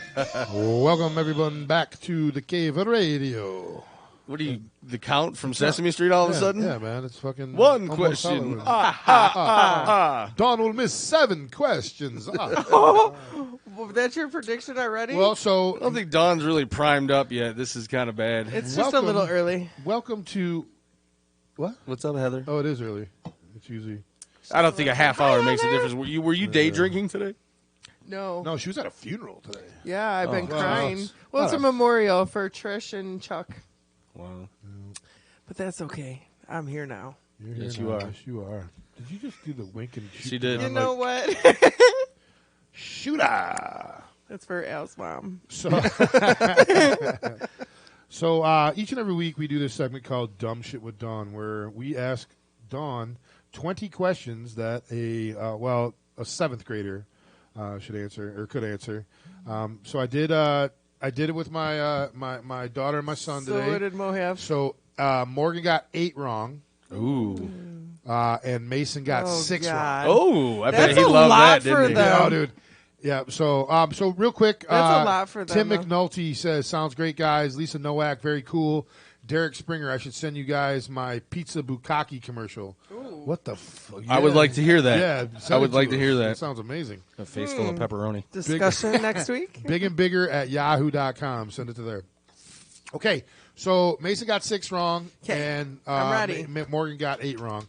Morgan is my 15-year-old daughter. Mason is my 12-year-old son. Yeah. So, you didn't have to throw that in there. I do it every time. Yeah, I know. Okay, Whatever. Everybody knows. How Dawn? All right, Yes. so here's the Yeah, can we help? No. No. Yeah, please do not help. Please do not. She'll get it. And then you'll want to help. Yeah. Just give it a second. She'll come around. All right, She stop will tapping come the around. table because Right. you're making the camera bounce. All right, here we go. Hi, Sandy King. Scott. Who's Scott? Scott down there. That's my fiance. That's my brother, Vern just said. Oh, Derek Springer is his brother. All right, here we go. Dawn. What soft drink's motto was caffeine? Never had it, never will. Um, Huge in like the 80s. Big black Mountain guy. Dew. No, Sprite. 7-Up. What'd I tell you guys? I'll give you half on that one. It was 7-Up. Remember that big giant black guy? It was like, ha ha ha ha ha. I don't remember that. I do. Never That had makes it. No, I 7 don't. up yours. Yeah, yeah, exactly. I All don't right, so I got, remember and that. so Morgan said Mountain Dew too, and I was like, I just said no caffeine. Yeah, that's like the major caffeine, right? Isn't that the most caffeinated caffeine or drink? It Jolt. could be. Jolt was. Jolt, yeah, God. that's right. Jolt Cola. That shit was horrible. That was a gateway drug. Yeah, it was. All right. Led to chips. All right. What is a baker's dozen? Oh. That is not 12. What is a baker's dozen? You're not. It's more, right? It's Like 12 13. hippies getting 13? high? I guess 13. Ding. I need a bell. Yeah, Augie's not here. So. Ding, ding, ding, ding. Wow, good job, Dawn. Thanks. All right. I knew it wasn't under. What is the capital of the USA? Washington, D.C. D.C. Ding, ding, ding, ding, ding, ding. You know what? You're supposed to sit there and look cute. Hold on. No. Hold on. The Dimensions Columbus. No. Okay, keep working. Dysfunctional Congress. Yeah, keep exactly. working. You're True. on the right Hold path. You got one of it Okay. right, sort of. Wait, hold on. What was the question? What's What does DC DC stand D.C. for? for This isn't on Washington districts. Colombians. You like my coffee? Columbia. Columbia? No, that That's would be not their right, other is number it? one export. District of Columbia. The, all right. Oh, it is right? Yep. Ish. All Sounds, right. it sounds off. Well, here's why it sounds off, because you didn't really put them back to back. You Right. kind of like, there was 7 wrong words in between them. Right. So, yeah, that's why it sounded All right, off. Dawn. This one's you got to kind of think about this one for a minute. Oh, shit. All right. The same word describes both a position player on the football field and a way you can score points in a football game. Okay, hold on. This one word describes both a position player on a football field A position player on a football field. and a way you can score points in a football game. Conversion? Yeah, because who's the conversion on the football field? It's the guy that used to be small, and then they Between put the new legs quarterback on and the him. center. They It converted him to a is- tall guy. Hold on. Injected with steroids. It describes a player. It's a player's position. A player's position. on the football field, and it is a way you can score points. in it. Punter. Doggy style. What? Punt. Can How do you punt score? points? How do you score points? Punting. Kicker. It's safety. Safety. Safety is the position on the football field, and if you sack the quarterback or running back in the end zone, I like sacks. Well, it did say score points, so it was, It was- like, you know. That was Sacks with an A, by the How way. many points? all right, Dawn. So you got that Okay. one. I haven't had All right. sex in so long. Sacks. You got that one wrong. All right. Oh, God. What is the name of the bear in the book Jungle Book? Oh. Hold on. I just watched that. Mowgli is the dog, or the Not the kid. dog. He's the Yeah. kid. And then Babaloo. Babaloo? Babaloo. Close. Babaloo. You just Baloo. Baloo? Oh, What? wow. Baloo is his name. If that wasn't I the- just if copied that your wasn't words. the most hint that you've gotten He was like, during this segment, that ooh. was it right there. You didn't get Bah. that one right, by the way. Okay. All right. Babaloo. What country's rulers were known as pharaohs? Oh, the Greekicians. The Greekicians? Greekicians? Greekicians? Greeks? The Grecians? Arab, Egyptians. There you go. But what country? Egypt. Egypt? Egypt. Egypt. Hold on. You know what? I'm confused right now. No, Egypt. Egypt. It wasn't the Grecians or the Grecian formula. You know what I was thinking, though, right? Do you know what I meant? Yeah, I knew what you meant. Okay. We know what you meant by the Greekans or whatever you said. The Greekians or whatever. The Grecians. I don't even know what I said. What does sci-fi mean? Fake. Right? You're not wrong, but no. What does sci-fi So I get a stand point. No, you don't get a point. What does sci-fi stand for? What does sci-fi mean? The word sci-fi. Sci fiction. What? Science fiction. There you go. Ding, ding, ding, ding. Ding. A quarter. Fake. It is Look at fake. her boobs. They're totally sci-fi. I am so going to use that word. All right. What is the name of Han Solo's ship? The Jedi. Jedi is a Empire. No. His ship. His ship. What is Han Solo's ship? The thing he gets in and flies away. Oh, God. I don't know. A Jedi. A jet ski. It's a space jet ski. A space jet ski. It is. It's a Sea-Doo. Yeah. Is it? No. Oh. It's the second word is named after a bird. Raven. The Millennium Falcon. Oh, totally would not have got it. You just watched Star Wars a couple I weeks know, ago. and you know what? I watched them get in it and drive away. I didn't Did they know drive away? or flied. Flown. All right. Flew. This was the biggest prehistoric shark. Oh, God. Oh, Megalodon. What? Huh? Megalodon? Huh? Megalodon. There you go. Megalodon? It's not the Megalodon. I got it right, though. Or the Muggledodon. That's from Harry Potter. Well, it's all the same. That's the dinosaur The from Harry Potter. Muggle. What did I say? Muggle. Muggle.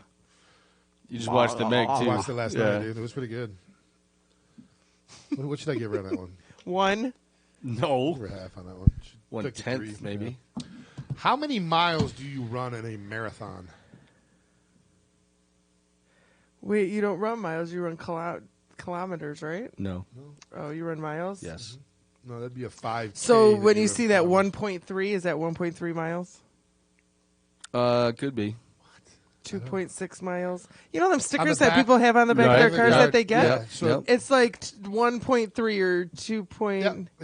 You're that's a missing a 3K. decimal. You're missing a decimal. It's usually 13.1. Yeah, that Right. And Okay. what's a marathon? 26.2. very good. Wow. I added. Ding, ding, ding, ding.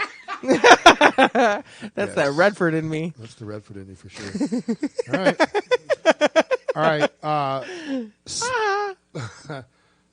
Can you name 6 of the 8 original reindeer? Oh. Wow. The original. No. Can you reindeer. sing it? Can you Fix sing it? No, I can't sing it. Okay. Go ahead. Comet, Cupid, Donner, Blitzen, Dasher, Prancer, There's 6. Can you name the other 2?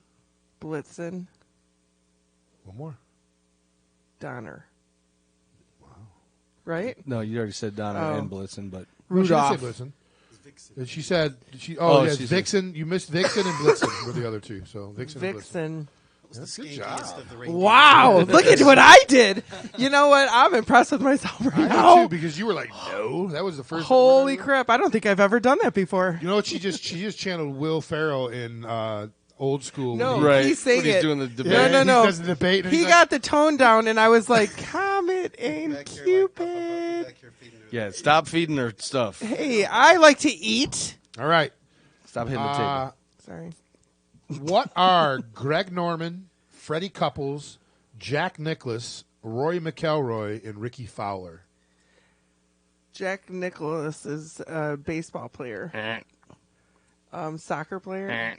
Golfer. Ding, ding, ding, ding. All those guys. Oh, my God. I started thinking of the other names, and I it can't came give to you me. a third on that one, so I'll give you a quarter. Took you a second. But. All right. Which character in South Park died in every episode? Kenny. That's Ding, the ding, only ding, one I ding, know. That and that Pooh dancer. Mr. Hanky? Mr. Hanky? Is that what? I just seen him dancing and putting shit stains everywhere. What this? You're gonna get this one, I know. What is the highest score you can get in bowling? 300. Ding ding ding ding. What is a shuttlecock? Hey, we play sit down badminton up north, and we use shuttlecocks. So what is it? Badminton birdie. Very good. Ding ding ding ding. That was badass. I felt smart. All right. Now we know badminton is her wheelhouse. Yeah, it's in her wheelhouse. No more badminton questions. Spock, Bones, Kirk, and Scotty are all characters in what sci-fi show? Star Wars? Wait, say it again. Scotty. Scotty. Beam 'em up, Scotty. Bones, Right? Spock, and Captain Kirk What was are that all show? characters in what sci-fi show? Say it out loud to me in my mind. Star Trek. Track. Yes, Star Trek. very good. Ding ding ding. I'm beating you. Half point. That's Porno version, Star Treks. 1, 2. I was thinking of how it was spelt. Trek, You got like my 9 bike. You got 9 right now, but I think you got 3 or 4 more left. All right, here we go. I already beat Morgan. And No, she got 7, Oh. so she got 13. And Mason But she got had 8 wrong. 8, I'm sorry, so she got 12. And Mason got 14. All right. Oh, God. So I What got more to cereal go. is Sonny the Cuckoo Bird really, really, really want? Sonny the Cuckoo Bird really want Lucky Charms. Oh, that's the bunny. No, that's the Lucky Charm guy. Yeah. The leprechaun. The what? The Irish guy. The bunny. No. What Sonny the Cuckoo Bird. really, really wants? Cocoa Puffs. There you go. Cuckoo for Cocoa Puffs. What did the bunny want? Nestle chocolate Silly milk? rabbit. Tricks are for kids. There you go. There you go. I like this guy. Yeah, he's helping a little too much over there. Shut him down. All right. What 2 actors co-wrote and starred in the movie Good Will Hunting? Oh God. I only know one. I think Good Will Hunting. Robin Williams. No, He was in it, but he didn't. write it. Oh. Didn't they win an Oscar? for Ben it? Affleck. No, not Ben Affleck. What did That's he? one. That's half. Who's the other one? I didn't think that was him. Hold on. It's not Affleck. It's Yeah, he's not giving you money Is that when you that miss Damon work. guy? Damon who? Howard? What's Wayans? Damon Wayans? No. The one guy that played on Titanic? He wasn't on Titanic. No. Come on, you know who I'm talking about. Matt. Theo. What's his last name? Damon's. Matt Damon. There you go. Oh my God, my mind had to twirl for a second. All right, I was a we ballerina. Like someone opened the jewelry box in her All right, mind. And I got 3 more, and you got 11, so you could tie Morgan. Or you could beat Morgan, and you could tie Mason. What is Han Solo's, or who is Han Solo's co-pilot and best friend? Oh, that's that barf guy. Oh no, that's on. Did she just say barf? She did. Oh my God, that's She cool. did. I love that you said that though. Yeah. It's a Barf? fantastic answer.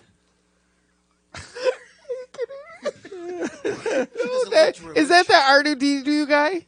What? The R2D2. Oh, No. Chewbacca. What? The Chewbacca guy. Chewbacca? Right? Chewbacca? No. Chewbacca. Close. Chewbacca. Chewbacca. Chewie. Chewbacca. Nobody. And I would have accepted. You guys know how to make the noise. Yeah, he does. I can't do it. Mine just sounds like I'm drowning. Yeah, Barf deserves an extra credit. I'm gonna give her. I'm giving her something. For that. Yeah, that was I'll give you awesome. half because you said barf. That was amazing. 'Cause Oh, Lone Star. You I know, see your what Schwartz is he- is as big as mine. What does Let's he see say? how You're well what? you use You're it. Schwartz. I'm Yeah. half man, Make half a dog. Schwartz be with you. What is his lines? Like, I'm half man, half dog. I can. I'm a Mog. A Mog, yeah, but Yeah. I can take out my own whatever. Something I can't remember what he said. I'm a Mog. All right, 2 more, Dawn. Okay. In the fictional story What is Dr. Hannibal the Cannibal's last name? Cannibal? Hannibal Cannibal?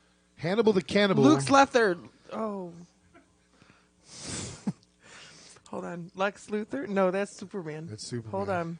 You're there. Luther there. Lex? Hold on. You're there. You're so much. You're It's there. right at the tip. Hannibal the Cannibal. I heard that before. Hannibal the Cannibal. Lex Luthor. Luther. You're so close. It's like there, though. Yeah, L and so R. close. Change the middle letters. L and R are right.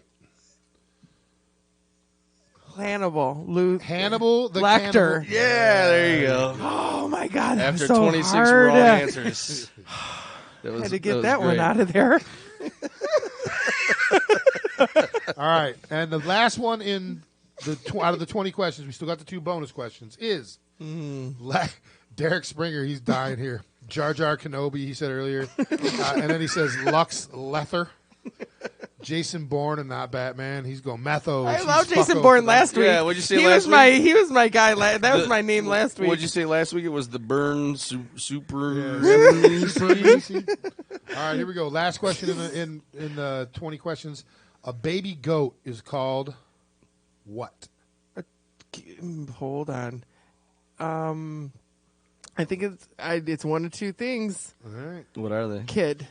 That's it. Very good. Oh, I was gonna say child. 1, 2, A child. I was gonna be like a child. 7, 8, 9. Does your child eat all the grass at your house? Mine does. It's crazy. 11. I know yours. Dawn, He keeps it all Dawn, out. you tied Morgan. Ooh. But Hey, Morgan, Mo. all right, listen, Mo got one of the 2 bonus questions right. So you got a chance to actually. So I got to get 2 to be the winner of his 14. All right, here we go. I'll give you the easiest Okay. of the 2 first. Who is the enemy of He-Man in Masters of the Universe? Skeleton door. Right. Okay. What? Skeletor. Skeleton tour? All right. Skeletor, right? Skeletor. There you go. Skeletor. Yes. Yeah, I gave it to you. All right, this one is the harder of the 2. But if you watch this TV show, he was probably the greatest guest Well, character. you know, everywhere. I'm freaking. You were a kid though. Oh, Yeah, you were a baby goat. What was the name of the green alien in Flintstones? Dum dum. I know this guy. Yeah. It starts with an O. No, it's got O's in it. Hello, dum dum. Zuro. What? Zubo. Zumo. Zumi. You've got Boozy. Bozy. Ozy. You're on the right track. Oozy. Ooze. All right, what's There's a ooh in Ooziana. it. There's a ooh in it. What's Al's favorite instrument that he mentions all the time? Kazoo. There you go. It's the great Gazoo. Gazoo. Gazoo. Was his name. Hello, dum dum. Yeah. So you ended up beating Morgan, but not beating Mason. So you ended up getting 14. Oh, look at that. Look at that. I beat his children. 72.5. 72.5. All right, there you go. By the way, Derek Springer says He-Man's biggest enemy is his barber. What? Him and the Yeah. Dutch boy go to the same barber. that's fucking- All right, Don, wave goodbye to your fans. Up here too. All right, we'll be back in just a couple of minutes. You're listening to Big and Bigger. Thank you for being such a good sport, Don. And we'll be back in, I don't know, about 4 minutes. You're listening to Big and Bigger here on Cave Radio Broadcasting. Be back in just a few. I conquer the world. What you gonna do? I conquer the universe and the galaxy too. I am the greatest. Soon you're gonna see. I flow like a butterfly and sting like a bee. Like Muhammad Ali. I am the greatest. Ba-da-ba-ba-ba. I am the greatest. I am the greatest. Ba-da-ba-ba-ba.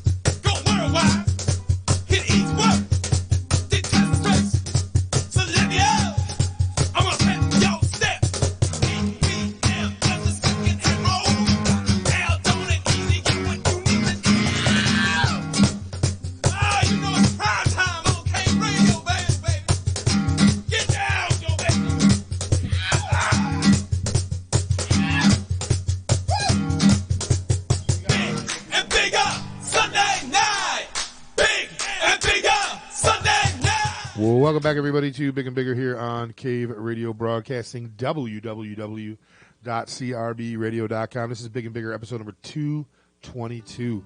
I want to thank everyone for hanging out during Dumb Shit with Dawn. Again, you can go to our YouTube page. There's a little folder with all of Dawn's latest videos in it, and this one will be up there probably tomorrow as soon as Dan gets it up there. So, again, thank you to Dan Mayer, the owner of Cave Radio Broadcasting, for doing that for us. And he's always trying to figure out ways to make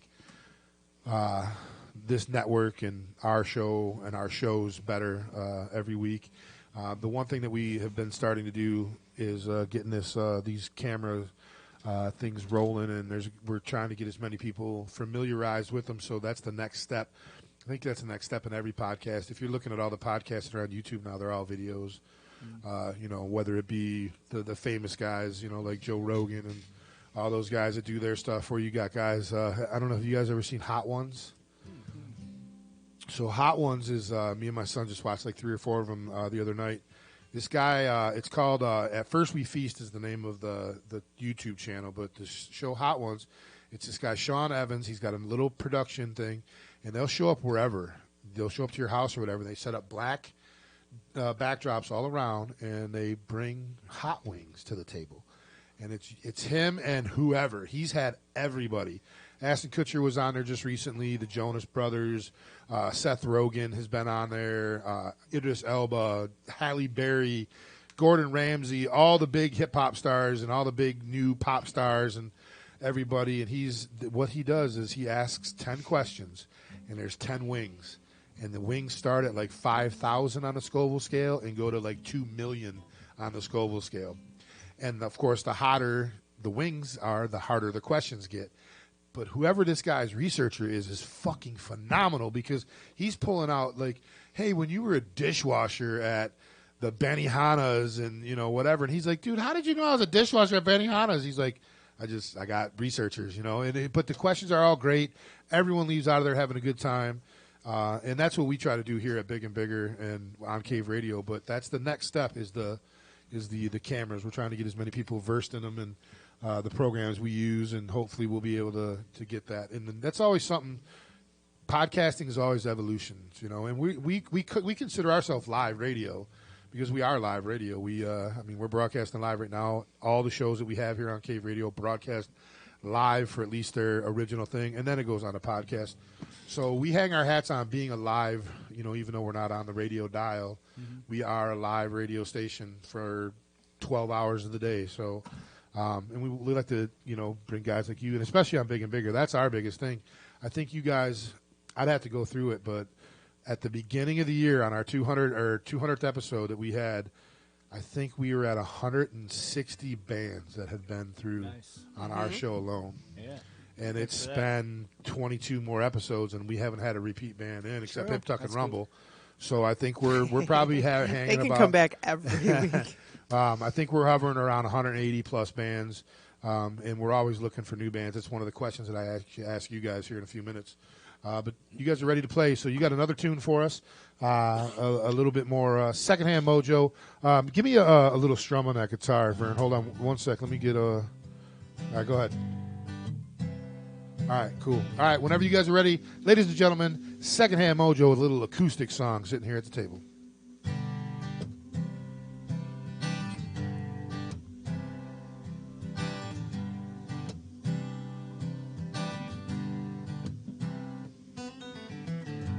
One last song to sing before we say goodbye. We owe it to each other not to leave us behind, oh baby. Oh baby, we've seen better days. Oh yeah. One last walk together on this road we paved.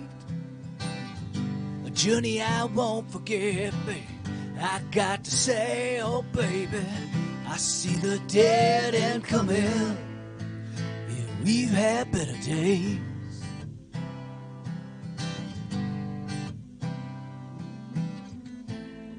With no regrets, passionate love has come between the sheets of love and lies.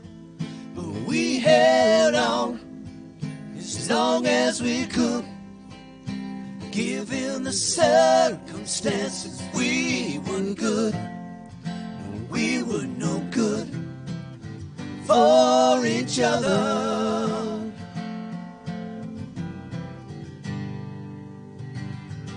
One last night of sleeping by your side. Skin on skin, never felt so rough. I got to hide from the pain your beauty brings me. My heart wonders why.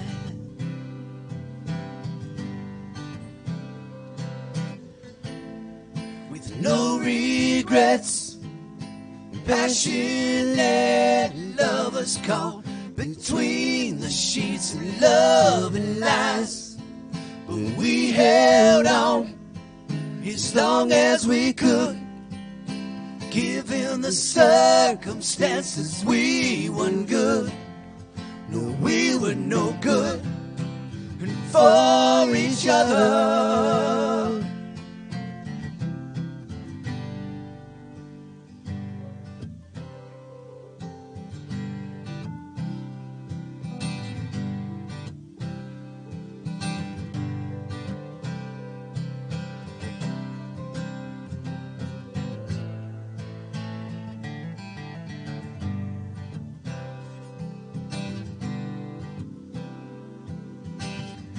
One last drink, we toasted, laughing times of us together. It's been quite a ride, oh baby. It's time to go our separate ways. Oh yeah. With no regrets, passionate lovers caught between the sheets of love and lies. But we held on as long as we could. Given the circumstance that we weren't good. No, we were no good for each other.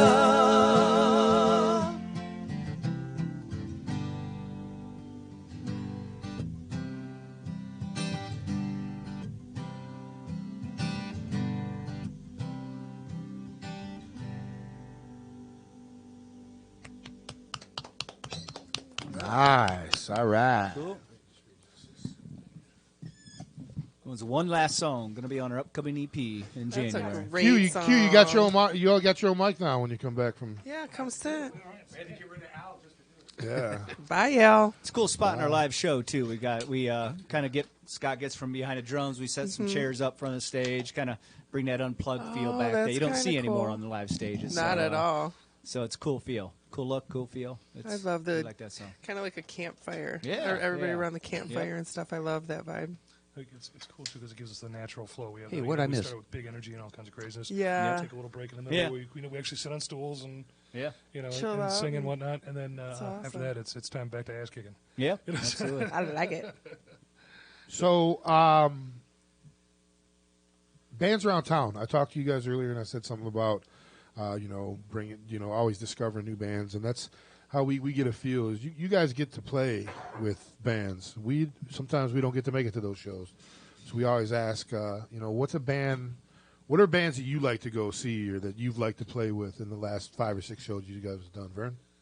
We've actually played with a bunch of cool people. We Yeah. have a show coming up at the old Miami, Yeah. right? Where we haven't played with these folks, but we know them, and Chuck goes to see them, and Yeah. we're kind of friends. Is the Funk Factory? The Funk Factory, yeah, they're a Toledo I've band. heard of those, yeah. And then Someone else brought those guys up. Cool. Very cool. Ohio Revival. Yep. Yeah. Fun we guys. Had a lot, great band. We've actually done a bunch of shows with those guys. We played in Bowling Green with them. Yep. Howard's. Out there. That was a great show. Right, there's a cool video of us doing it online too. If you get a chance to. We had a band out of Monroe called Age of Hysteria, young kids. Okay, cool. And they told us about this Noah Iamua, who's an acoustic dude. But then they said 6 Foot Roses, Flush, And then they had also said the band that you guys just said, the Funk Factory. Funk Factory, and then River Bottom Mud Junkies. They'll be at That's our an awesome yeah. band. So they're kind of a mixture of I think downriver kind of area. They got a guy from Toledo that I know, and they're going to be on the bill with us November 8th at the Old Miami. Okay. So it'll be River Bottom Mud Junkies, just good old straight up Southern fried fun rock, you know. Then we'll go on and kind of got a lot of friends waiting to see us up in Detroit. So we're gonna keep the rock going, and then the Funk Factory will kind of take a little left turn, but it's still going to be a lot of fun. They rock, they're funk, they're blues, throw a little jazz kind of feel. It'll be a neat vibe when it's all said and done. Live Bullet, we played with them Yeah. once. We're getting ready to play with them again in December too. They came in here. The cool part is That's they're all from awesome. like the same neighborhood. Yeah. We're all a bunch of those guys.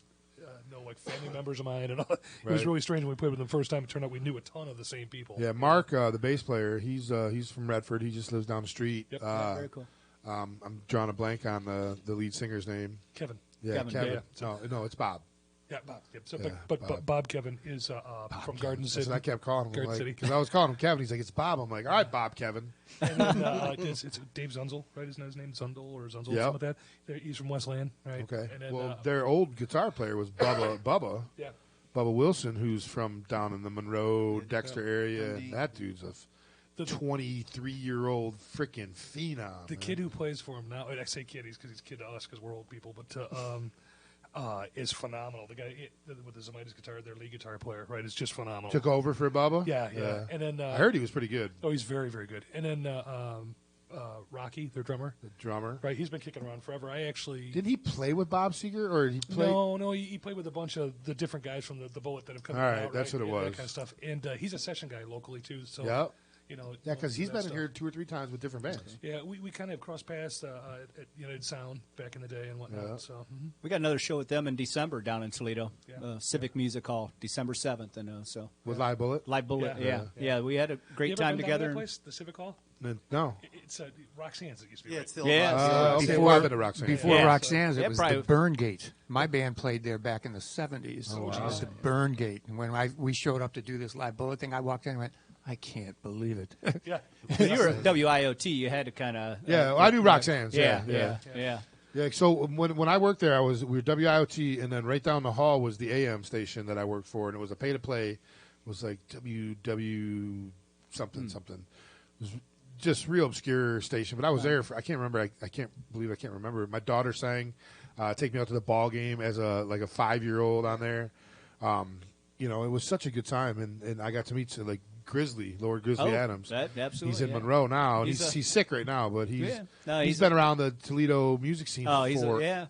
He's a legend on the radio. I went to they threw a great benefit of his downtown in August, so I went to that. And Great dude, man. absolutely, yeah. So yeah, Lord good. Grizzly Brown, and he's. I Yep. mean, I'm big. This dude makes me look tiny. He- I'm not. He's Yeah. like, because I'm 315 pounds is what I weigh, 320 pounds, but he's probably 5 inches taller than me, and I swear to God, he makes me look small. And he's one of those guys where the voice you hear, it looks like the voice you Yeah, hear. exactly. And it looks like Grizzly. Yeah. He came up here, and I cooked him dinner. My ex-wife and I cooked him dinner, and then we took him to Oakland that's a University commitment, because he's Grizzly, and they're the Golden Grizzlies. Yeah. So there's a picture of Grizzly standing next to this 20-foot statue of a grizzly bear. But Toledo music scene, that's the one that we haven't really broken into, and we're trying to get down there. So that's why I That's asked. great. We're trying to help. Yeah, Thank you. No, we get Thank you. We got Age of Hysteria, they gave us a bunch of bands from that Monroe/Toledo area. And so we're always looking for new bands to bring in. Because, I mean, when we met the Gasoline Gypsies, we had never had a band out of Port Huron. here. Now we're Port Huron. Shit, we had 15 bands out of Port Huron in the last year and a half. Love the the Gasoline- Gasoline Gypsies. They're Love one of the those best guys. bands in Yeah. town. Yeah. So the love Gasoline them. Gypsies, met them at the DMAs like 3 DMAs ago, and just the nicest kids ever, right? Dude. And so that's when we were doing the press for the movie festival. More than 3 of them ago, isn't it? Yeah, some of that.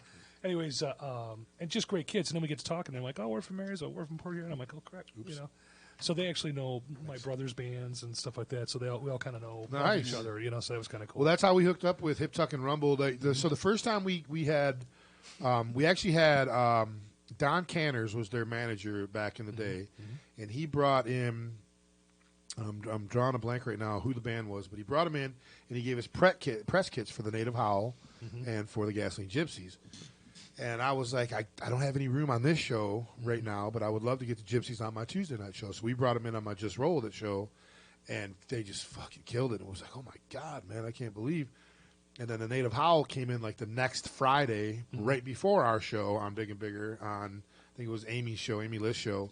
And I was just, it was like, you're like, oh my God, I can't believe I'd love these to do a guys. show with those kids because they're great guys too. Yeah, yeah. They're just wonderful dudes, right? You know, so- I'll hook you guys up with Jack. Jack and I Awesome. actually got to go out to Jack's house and look at. He's got I'm a plumber, and he's got a heating issue that's. I like it, so we got him where we want him. That's perfect. Yeah, exactly. It's We're gonna kinda- do a show second. kinda It's cool. not I'm about excited. big show shit. Because we got this the EP coming out. When you think about like marketing and where you as a band want to be, what's the next step you want to be? You know, yeah, we like the Rolling Stones, we like the Black Keys, we like all these big bands, but we got to be watching the Gasoline Gypsies. You know what I mean? What are they doing this year that we want to do next year and the year after? You know, what radio shows are they getting on? What press are they going after? Yep. You know, so that. And we're you know, and they're focused on young what they're kids doing. too, doing it, man. They're like, you know, it's funny because I feel like I've known them forever. I've known them for 5 years now, and they're like, yeah, we're 27, 28 years old. And I'm like, fuck, you guys were kids when I met you. You know, I know. Another band in town I think is killing They're it is amazing. the Lows. Lowe's. I just The went and saw Lowe's. their EP release party. Yep, very cool. The other night, I just Look at there's Wolf. Yeah, Wolf's right there on the. Oh, he's nice. Okay. Immortalized. Very cool. Yeah, great friends of mine, Wolf and Nick Bainan are. They were in the Infatuations, which you know all about those cats. Absolutely, the teachers. And I have cute Angelo at the front. Yeah, He's super Angela, cute. Lowe's are really good. Yeah. Mark, do you remember the band that opened the DMAs this past year? It was a female singer, and they had a full horn section. They did like that great like early '60s R&B thing, right? It was just phenomenal. They opened the DMAs this year. He was there. Yeah, we were. Do you remember what I'm talking Me about? and Tony and Al were there. They had she had a full horn section. It was a big band. It was a female fronted band. They were just amazing, and I can't for the life of me remember the name, but it's I have to look it up. It's fun. But that's another band I would go to see at the drop of a hat because they were just so good. And we get it. We literally have our own private concert here every every Sunday night. It's amazing, and we've had so many different forms of music.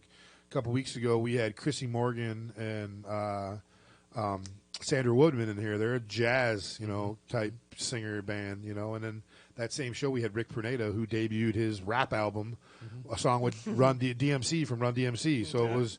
We have such an eclectic group of musicians here in the Detroit area. It's amazing, and just to be a small part of that, to get to bring you guys in and meet you guys, and then when we see you on the road, it's kind of cool because it's like, oh yeah, these guys are on my radio show. So the other one is Kimberly's band, Kimberly Wright. It's what is it, Right on Time Jazz Band or something like that. I forget what they're, but they're phenomenal, right? But they're doing great gigs. They play down on the riverfront and all that kind of craziness, at the Jazz Fest and. So what's the next step for Secondhand Mojo? I know you kind of just talked about it, watching other bands and see what they're doing. But what's, a year from now, your EP's out. What are you guys going to be doing? Just more, bigger shows where, everything's been in Toledo, Toledo's been treating us great. We're laying a foundation there. That's awesome. Now we're excited about our next show, first show up in Detroit. These guys are finally getting their local friends to be able to come watch us. But the EP coming out in January, and just there's a lot of good, catchy songs that people are gonna, I think, be drawn to, and we can draw that thing out for a good number of months. And we're dying to do stuff. Oh, I'm sorry. We're dying to do stuff back up here because we've been playing down in Toledo since April. Yeah, right? May was the first show. Yeah. And so they're like, when are you going to come to Detroit? When are you going to come to Detroit? Lansing's another area that's kind of been clamoring a little bit. Well, that's a good thing about being a band. Is like that. That's something that the Gypsies are starting to do now. Is they don't oversaturate one area. Yeah. Play a gig in Toledo and then go to Lansing, then go to Flint, then go to go to Port Huron. You're from Port Huron. Man. There's rock rooms in Port Huron, bro. I was telling people, and actually, believe it or not, I was the guitar player for Johnny Quest from Port Huron. Remember Johnny Quest? Yes. Yeah. So that's what I did back in the day. So and that's a good, like I said, I'll hook you up with Jack Hunger and talk with him and. We'd love it. Also, like I see you're at the Love and Touch all the time.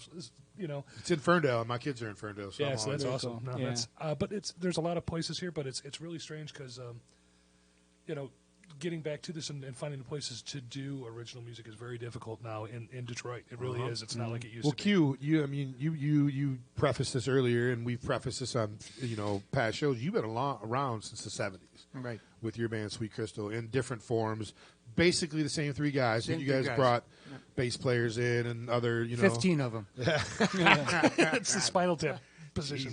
So, wow, I didn't know that. But so how has the rock changed, the rooms to play and changed?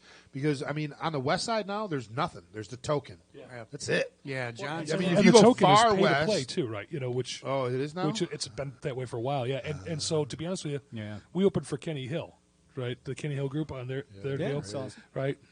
Love So the Kenny Hill band. They were great. That's where we met. You had some other representatives from CRB out there. Yeah, that's we when know. I first kind of heard Paul. about you. And then Smash. yeah. Yeah, he's the. Yeah. So then they came, they had the Token thing, and I'm like, oh, you guys should do this, and because that was we can say it honestly that was a disappointing gig, right? I was surprised at the turnout and stuff like that. It was just a weird thing, and A lot of those pay-to-play gigs go like that. well, that wasn't a pay to play. That was No, we was did it? this one. That was the first night of their tour, right? Especially for how good they are, too. Yeah. You know, Yeah. what I Oh, mean, yeah, it's they're like, very it's good. Too bad. And so then they're good. the conversation was to play the Token show when they did the showcase show down here, right? Yeah. And so they want you to sell tickets and go that route. That's pay to play, dude. And to be honest with you, not a fan. No, it's evil. It's not like it shouldn't be that way. Just No. it's difficult. And the problem is that it lends itself to subpar bands being on the Yeah, because anyone can, Yeah, I can fucking scratch together a me couple and $100 Al and and our go. Yeah. electric kazoo and electric triangle with the could great fucking play. kazoo Yeah, band. exactly. Oh my god! And you could have Lex Landros, with his Millennium Ski-Doo. Hey, you better be sporting one of my bumper stickers. You know I'm going to. Right? So, but that's my little soapbox about pay to play. And but I it's think tough. the formula that like the gypsies and lows and those are kind of doing is kind of starting in one area, conquering that area, build the following, branch out just a little bit, just kind of keeping themselves regional and just really kind of be known regionally. And then the bigger the bigger things will come. You know what I Yeah. mean? And that's what they've been waiting out, and they're starting to see it. They did that show a couple weeks ago up last Friday up at the Lexington Room in Lexington. With, Dylan and Jennifer, right? Yeah. That's a great couple too. They're just that's a great Jennifer band. Westwood and the Yeah, Handsome oh my Devils. goodness, what a great band. Well, then they Caitlin Coral is their drummer. Caitlin Coral is this amazing. She's not even 21 yet. 20 years old, and she is the most amazing musician I've ever met in my entire life.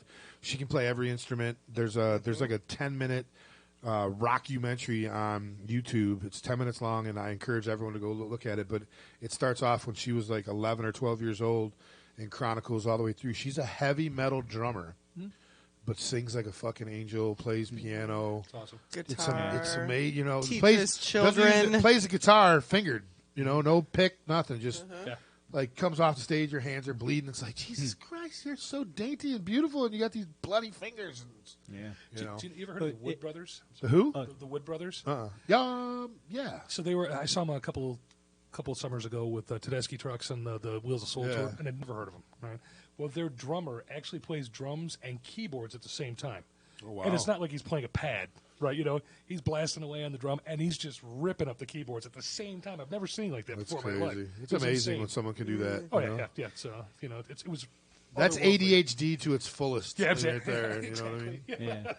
But when you ask about goals, like for me, just a satisfaction that would come from this band would be like James and I. We go back to the early '90s cover bands, and we did well. We drew very well, and we're popular cover bands, and it'd just be cool to have that feeling that our songs are bringing in the same amount of people. That we're the draw. It's our songs that they're hearing our songs, and that's what's getting them in the clubs. That'll be a cool feeling. And the cool part is we're seeing repeat people now from Yeah. shows too already down there, which is cool. So, and then by going to like Bowling Green, which wasn't terribly far away, and then we talked about Kalamazoo and Grand Rapids, Lansing, Flint, obviously Port Huron, Detroit. That's a pretty solid region where it's it's a car drive away. It's Kind not of terrible. You know what I mean? A disadvantage of us being from everybody from a different spot is that Right. we're all from a different spot, and we got to kind of find a spot to congregate. But we got Where do you guys connections rehearse at? in all Where do you these different rehearse? We places. rehearse at my office. In your office, huh? At my office, yeah. That's and to be honest with you, it occurred to me at a certain point to just have you guys out there and do this. That would be a riot. Yeah. Right? It would be fun. I'm not going to say there's not a full bar there. I'm not going to say there is a full bar there. Oh. When you say full, you mean stocked. Stocked. Completely. On tap. That's going to be a question coming up on Dumb Shit with Don. What does a full bar mean? Yeah, exactly. There's that vanilla beer that you will not be able to not have. I know, right? It's yeah, that's what we need to get to sponsors, right? It's a Kentucky Vanilla Barrel Ale. Okay. And it is stupid Yeah. good. Yeah, so we keep that on tap. I like to get stupid. All right. We got about 35, 40 minutes left. So one of the things I like to do at the second half of questioning is I like to kind of break the ice a little bit. We've been talking serious. I don't like serious. All right. I don't like serious, man. Get the Timbits out, people. Yeah, exactly. I'm eating them. So the first question I like to do to break the ice, and I'm going to ask Vern. Vern's a veteran of the show. He knows this. I'm going to save it for Mark to be the last one because this is going to shock the fuck out of him. I actually can't wait for that part. Right. All right. Are you ready for this question? Is if you could bang any cartoon character, which cartoon character would you bang? Okay, Vern. so it would be a group thing. Ooh. And it's Josie and the Pussycats. I said that last time, and I've thought about it because I knew we were coming back on, and I'm like, yeah, it's still Josie and the Okay, Pussycats. Josie and the Pussycats. Yeah. They did so much for me. All right. I know you guys have been thinking about this for years. So, James, what about you? If you could bang any cartoon character, which cartoon character would you like to bang? One thing I can think of is Jessica Rabbit. Yeah, Right? that's our number one answer. Number one. Yeah, that's our number one answer. All right. Chuck? It was Catwoman. Does that matter? Sure. Does that- Yeah. Okay. She was a cartoon at one time. All right. I'll go Catwoman. All right, Scott. Betty Boop. Wow. All right. Boop, Betty boop, Boop. boop, dude. There it is. Right. It's All right, up there. Q. What about you? I know you're a married man and very faithful to your wife, but Well, if you know anything about my life, it's basically a cartoon, 24 hours a day. And I happen to be married to a woman who's a cross between Blondie and Betty Boop. Okay. So not only do I get to think about banging that character, you get to. You get to actually do it. That's the nastiest thing Q's ever said on the radio. That's the one He's thing that actually I've- the dirty guy in the band. Yeah. So when I approached Q to come along after being with the Winans group and all that fun stuff, and we had, he and I stand on the same side of the stage, so typically we have a lot of time to just BS around. Right. But even still, there's a different vibe there than there is at our rehearsals, right? So I've gotten to know Q much better, and I'm like, oh, I'm dying to hear what this is going to be. Right. Have He you definitely made it reality, that's for sure. Have you met his wife, Jan? Oh, yeah. Yeah, she's the greatest, right? Oh, yeah. There's no way around it. Yeah. She's been in the cave several times. Oh, nice. Right. Yeah, yeah. Usually bring snacks. That's why he brought the donuts. That's right. So Jan probably don't said, go don't forget anywhere snacks. without something to eat. Always. They will always ask you back. All right. Yes, come back. All right, this one we're going to start with Q. They're making a movie about secondhand Mojo. We need to cast this movie. Oh, wow. So, Q, who's playing Scott in the movie? Wow. Gosh, man, you'd have to think about that for a while. Who would play Scott? Well, it'd have to be somebody pretty rough and tumble. Questlove from The Roots. From The Roots. No, if you think of real actors, boy, that's a good one. That is a tough one. Can we think about this for a while? That's All right, we'll I come really back don't to you. know. Scott. I don't know, man. Think That's about very it. interesting. Scott, who's playing Chuck? Man, probably Jim Carrey. Okay. Oh, no, it's Bon Jovi, dude. No, that's vocally Bon Jovi. Actions, Jim Carrey. I was going to say the dude, the dentist guy from The Hangover. Oh, yeah. That's who I think. Ed Helms?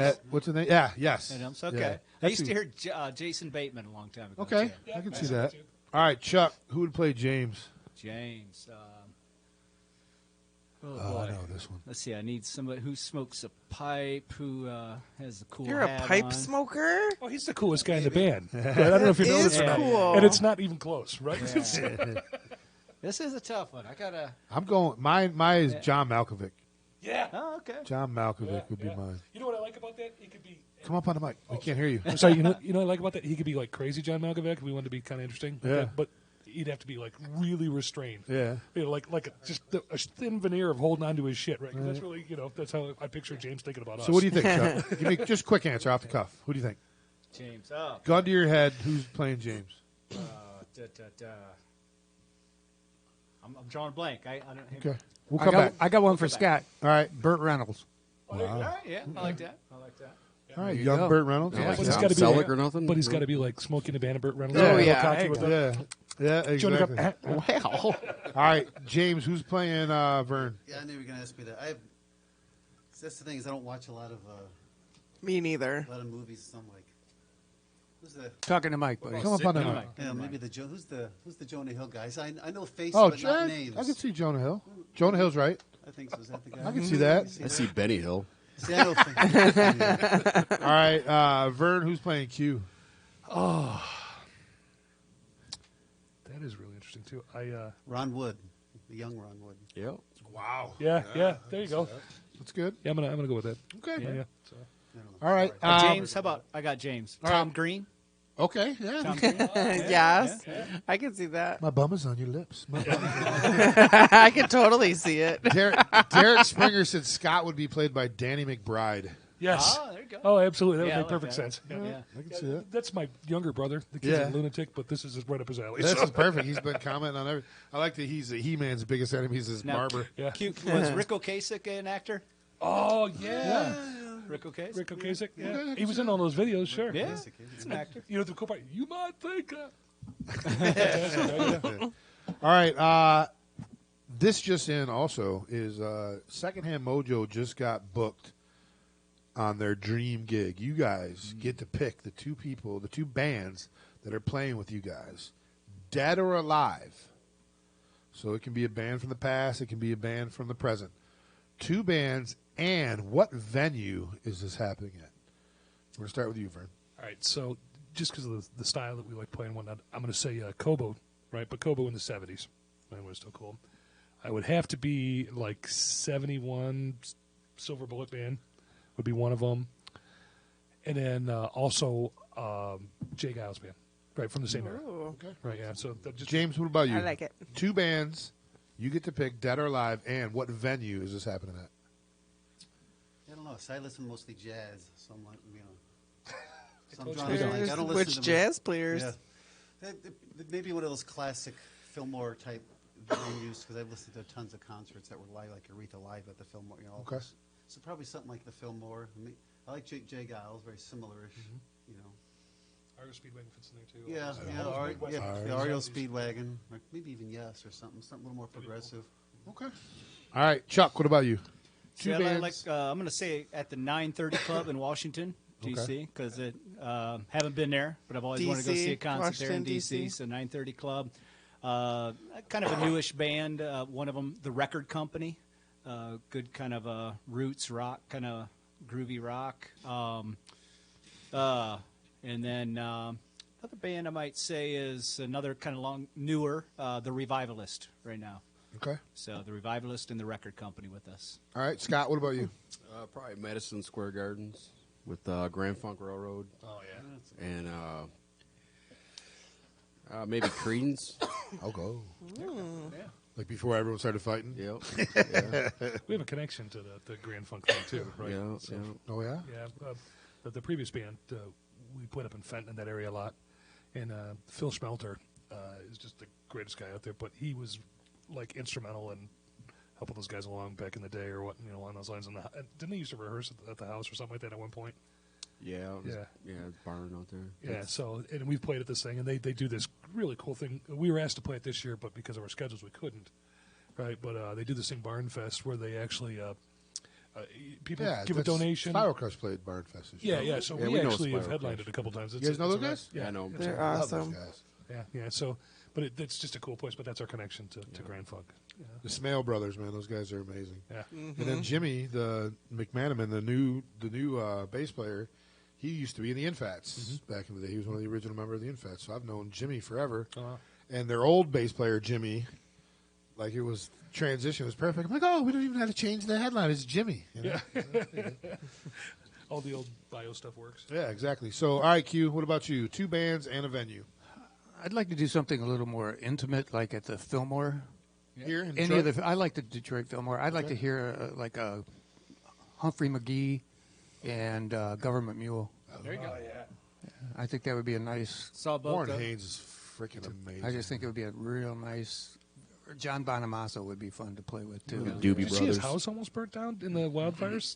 Probably from all the fucking Facebook ads he puts out. Oh my God, yeah. but he live fed. Hey, look, my house is on fire. Oh, during the fires? Just this weekend, yeah. Oh my gosh. Yeah. Some of the videos are his house was really on fire. It did catch on fire, but they put it out, right? Oh, but it's God. like the one whole side was on fire. So your brother just said Coolio and Willie Nelson. Please, somebody say Coolio and Willie Nelson. Coolio, Willie Nelson. It's called Farm Aid, Derek. Calm down. Out at Red Rocks. Yeah. Red Rocks. I just saw Lyle Lovett and his really large band. Oh, wow. Along with Kentucky Thunder and Skaggs. What was his name? Bob Skaggs? Boz? No, not Boz Skaggs. It was Ricky Lee Skaggs. Ricky Skaggs. Right, they all played at Oh my Dead gosh. Red Rocks together. I'm not a big bluegrass guy, Yeah. you know. Who cares? But I will you tell you seeing this. something at Red Rocks?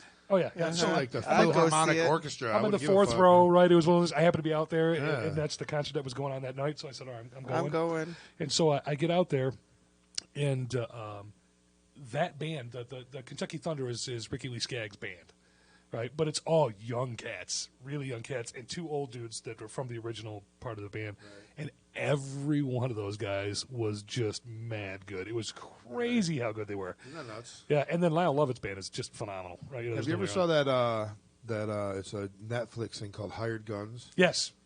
It's one of my favorite. Oh, yeah. Like, Yeah, I've seen it. I like watched the it guy that twice. plays for Megadeth is also Britney Spears' guitar player, and Yeah. you're like, what? Cool the stuff. You know, it's crazy how the session players are out there and what they do. There's another one called 5 Feet from Stardom, right? And it's got a bunch of people. in Same it. thing? Same thing, except for it has like Billy Joel's drummer, who's like one of the guys, Right. right? That drummer that was in the one you're talking about as Yeah. well. And then a couple. They talked about them and that It's like whole Steve craziness. Gadd or whatever. Yeah, they're in it's all just the bands. It's amazing. This It's stuff. crazy, and it's the same. It's like the same 20 guys. Yeah. Right. But that's the way that business works. You know, you make Look, a look at it in reputation, that's Detroit. Wolf's in 17 bands. Yeah. You know what I mean? He's known for being in the Infats and the Lows and, a couple of the older bands that he was in. But, Yeah. like, he plays with the Whiskey Charmers and he plays with this band. He's playing, he won a DMA this year. Yeah. Because he sat in with the Whiskey Charmers and played bass on the song that won the DMA, and it's like what the, it's just Chrissy Morgan's another one. She sings on just about Tasha Owens. Tasha Owens is on like 50 albums this year. And you couldn't ask Brett for Lucas, a nicer another. person either. Tasha, I love her to Yeah, death. the whole. I mean, and that's what we found. I mean, there's a couple pricks in this business. Dude, I can hear you. I'm right here. I know, but 95% of y'all are fucking cool as hell, man. And it's a pleasure to have you guys in here and get to know you guys a little bit better. All right, so we got 2 more questions for you, and then we're going to take a break and we're going to come back. And you guys are going to play us off. That sounds good. Sweet. All right, so this one here, it's you can do it either way. Like, who would you have tell your life story? Anybody except Morgan Freeman can tell your life story. Who's it going to be? Oh, it's. I'm going to start down there with Q. Tell my life story. Yeah, who's going to tell your life story? Who would you like to tell your life story? Clint Eastwood. Oh, his son is hot. Really? Yes. That's her. Like, he walks in the room, he's getting. Oh, I would totally bang him right on the table. Scott, who would you want to tell your life story? That's his name. It is Scott Eastwood. Probably my mom. She Okay. knows me better than anybody else. All right. That's awesome. Hi, Mom. Chuck. Say, Hi, Mom. Bobcat Goldthwait. That'd be amazing. Yeah. Him or Gilbert Let's Gottfried. spice it up a little bit. Top Yeah. 2 most annoying people on the face of this We're on earth. the same page. As well, Yeah. All right, James. I don't know. It'd be somebody with a good voice or something. I don't know. It'd be like a Julian Lennon or something. Did you ever hear him do that? He did a movie I saw him narrate. It was pretty good. He's got a really good podcast too. He does. It's on Spotify. Yeah. So. Yeah. And what's the band he's in? He's in a band with. No, Les that's Claypool, the other. Claypool and It's him. It's him. Yeah. Delirium. The Claypool Lennon. Yeah. That's Sean Lennon. It's Sean. Oh, you're right. That's Yeah, right. yeah, Sean. yeah, I knew yeah. there was. Julian's Close the up. older one, right? Yeah. That looks more like his dad. Yeah, that Looks- sounds like his dad. Yeah, and Sean That looks actually like has talent. his mom more. Yeah. All right, Vern. What about you? Tracy Morgan. Ah. Yeah. The only reason because I feel like he gets me. He can tell it really good. He goes, "What are you doing today?" Karate, getting chicks pregnant. Wow. Only certain people can get that. Right. All right. Derek Springer said, "Yeah, Chuck." And Brenda said, "Thank you, son." Love you, Mom. All right, so last question. Oh, I'm like, what are you talking? Oh no, I was waving at Brenda. Who walked in? All right. Brenda. Last question. This is a question I've asked 95% of the people that Emo Phillips, Derek Springer says. Yeah, that'd be fun too. Yeah. I've asked this to 95% of the guests that have come in here. I want to know 3 people, dead or alive, you'd want to have drinks with. Now, hold on to that and let it marinate. I'm going to tell you guys a couple things that we got coming up, and you guys think about that, and we'll bring you back here in a minute. So next week, we got the band Creature of One in here. We only got 5. Super excited. We only got Super excited. 5 episodes left of this year's segments of Big and Bigger. We're going to end off was it 23, 24, 25, 26, probably 227 episodes. On the 17th is mine and Big Al's 5-year anniversary of doing a show together. But Creature of One's going to be in here next week as well. They're a band out of Lansing. Then we also got the Just for Kicks people coming in. Just for Kicks is a charity that helps kids from Ferndale, where my kids go to school, from kindergarten through 6th grade. They all go to camp, and some of these kids can't afford to go to camp. The parents can't afford to do everything to send them there. So this organization came together a few years. I think this is the 10th anniversary of Just for Kicks, and it's coming up on. I don't know if it's going to end soon, but I know a lot of these parents, their kids are starting to get out of that 6th grade. So I think the lady that runs it, Amy, I think her kid's in 5th grade, so she's only got another year left before she hopefully hands it off to someone else. But they're going to be in here next week. The following week, the 10th of November, we got Space Skull. That's going to be a great show. You guys are not going to want to miss that. On the 17th, we got Edison Hollow.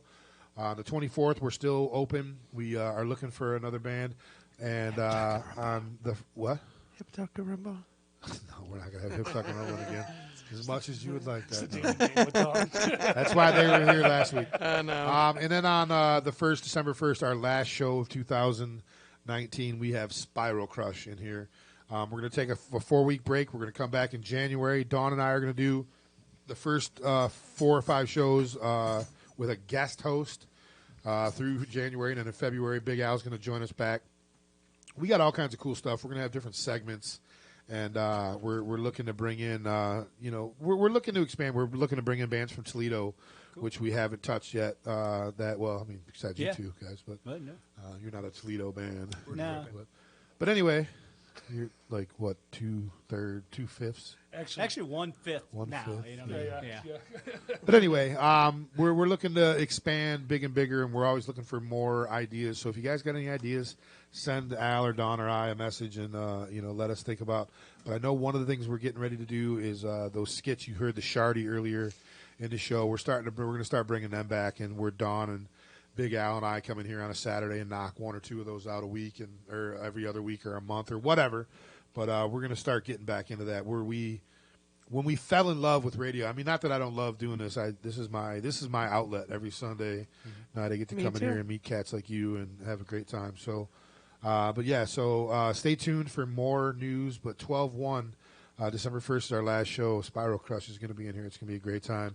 We're encouraging everybody to come on up here and celebrate with us, and hang out and have a good time. So, see, we want to nail you down to come out to the rehearsal area and do for sure. Do a remote. Yeah, we're down. I'm down. We're down for that for That'd sure. be cool. All right. So before I went on that little 5-minute tirade, I try to make you guys forget about the question.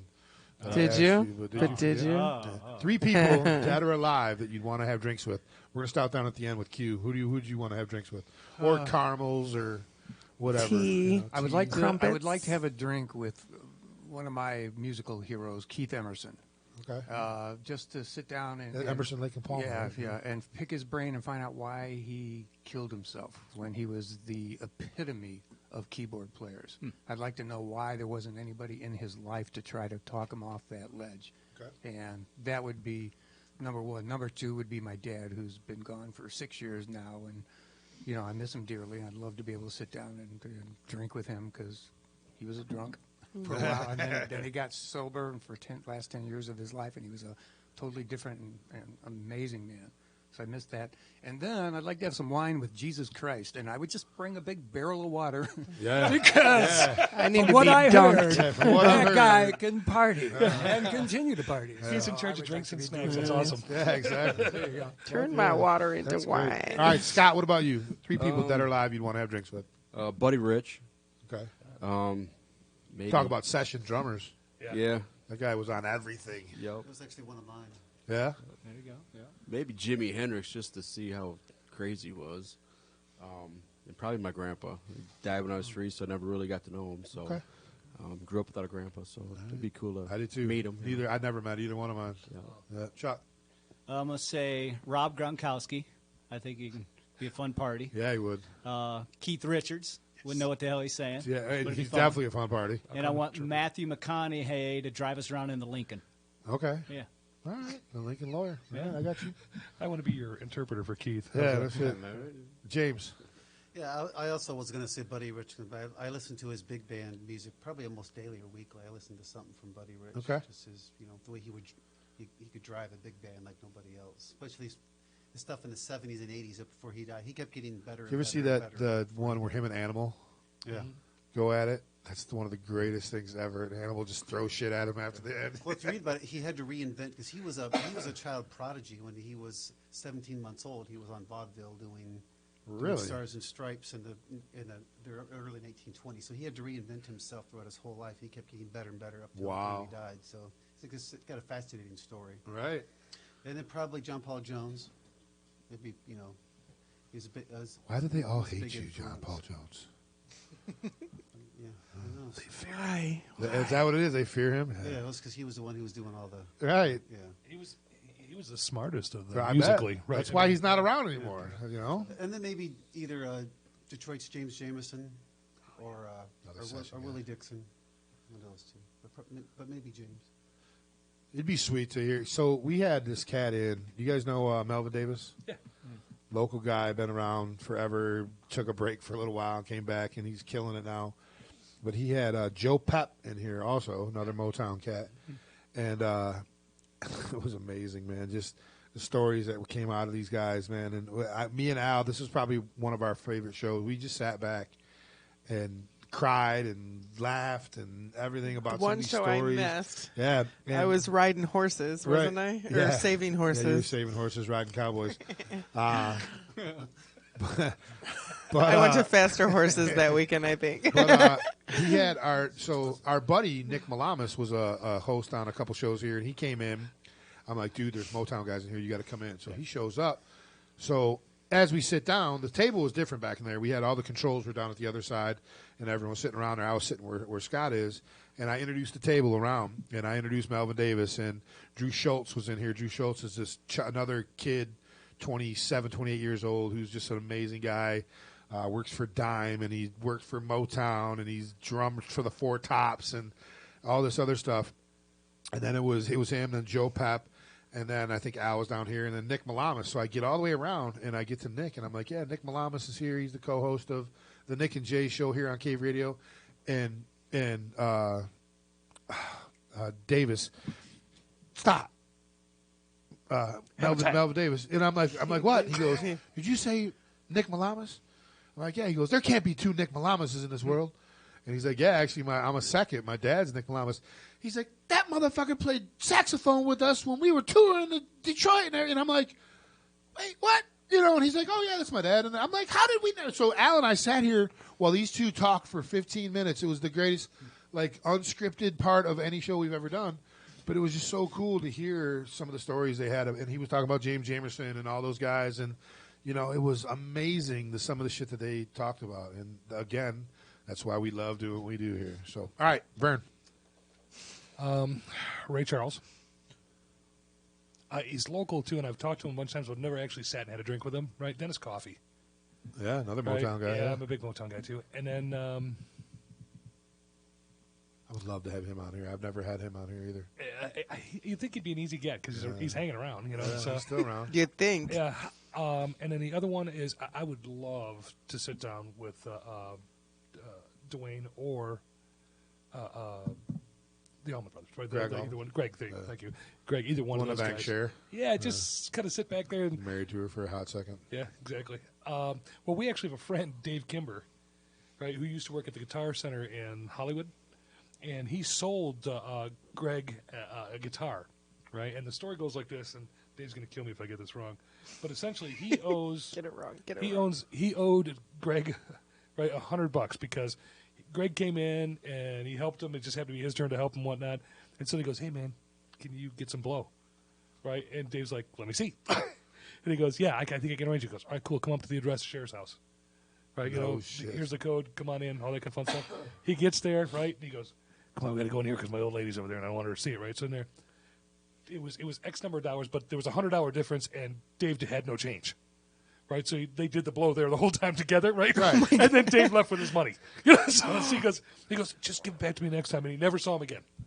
Right, so Dave played on the stuff that we had done that we actually for these movie soundtracks. With David Winans played with us, and Dave Kimber and all that kind of fun stuff. But that's my Dave Kimber story. That's awesome. He's also the guy who wrote the jingle for "Give a Hoot, Don't Pollute." Okay. Yeah. Well, come to find out, Nick's dad was Hot Fudge. Oh, that's fantastic. He was a dude that remember Hot Fudge? Yeah, absolutely. He was Hot Fudge's voice, and we were like, "Dude, I've known you for 10 years. How did you not? We are on a radio show, and you've never said that your dad was a sax player for the Motown. You didn't ever said your old man was Hot Fudge. You know, how do you do this?" But all right, guys, it's all on you now. We're putting a spotlight on you guys. What do you guys got coming up? When are we going to be able to get your music? Yeah. All that good stuff. The floor is yours. Next show, November 8th, the Old Miami. We got River Bottom Mud Junkies opening it up. We'll be there, the Funk Factory. So that's going to be a packed house. We know we got a lot of people coming out here for that. And then, as Vern said earlier, we got the actual EP is going to be, we'll say January 24th, Friday, January 24th, 2020. That's the EP. But before that, we're going to pick out a single and you'll be able to get Well, let us know. Just at all let the different, the good old. We'll world premiere anywhere it you're the streaming. day before y'all Yeah. release it. Oh, that'd be fun. We got the world premiere 2 of your songs tonight. So I know, right? Yeah, available anywhere you would look for music. Yep. And then there's merch coming up and all that kind of fun stuff. Yeah. So there'll be a bunch of that at the show. Yeah. Then, of course, at Live Bullet. We got Live Bullet show December 7th down in Toledo Civic Music Hall. They put on a heck of a show, too. Yeah. To a T. If you haven't seen them live, right, you're missing out because they're a lot of fun. Yeah. And they're great guys, too. So just wonderful. all right, you guys ready to play? Yeah. All right, cool. Let's take a real quick break. We're actually going to play the other song. Okay. We're going to do the world premiere of Saturday night. There you go. Here from Secondhand Mojo. You're listening to Big and Bigger, episode number 222. Again, thank you guys for all coming in and hanging out with us and playing some music for us. Great stuff. We'll be back in about 5 minutes with Secondhand Mojo playing us some tunes. You're listening to Big and Bigger, episode number 222, right here on Cave Radio Broadcasting.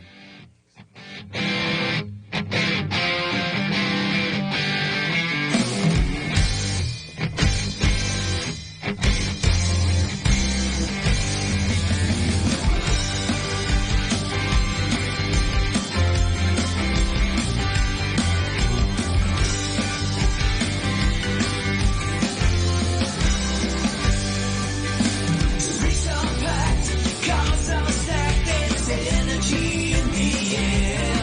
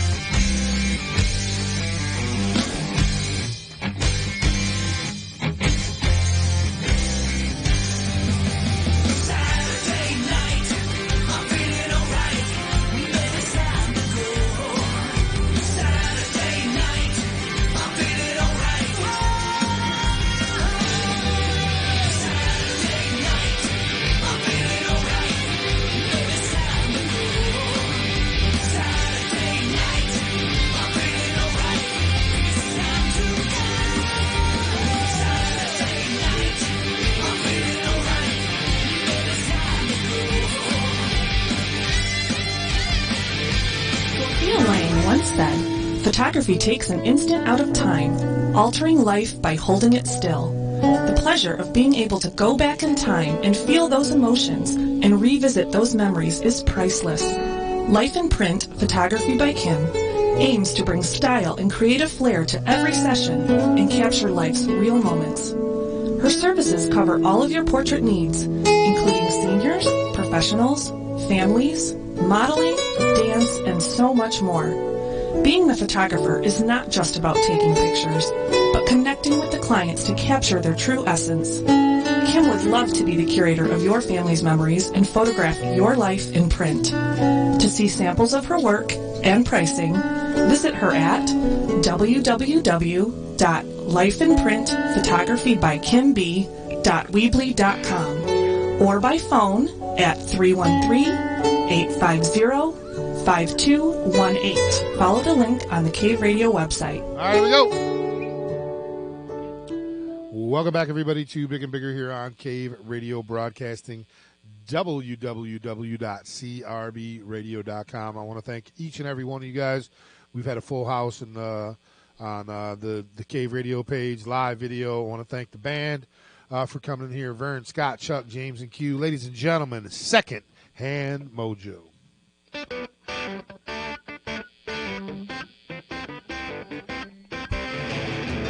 Moonshine is gonna lose out to the sunlight. This every good thing has got to come to an end. Wait a minute, take a moment till it all just feels right. Take it in, breathe out, in again.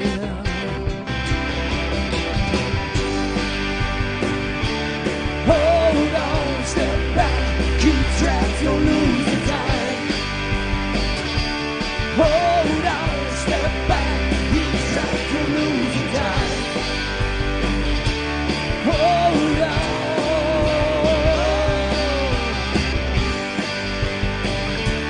Hold on, step back, keep track, don't lose the time.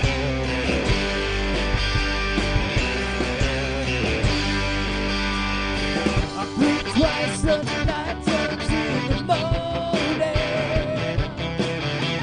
Take tonight, start all over again.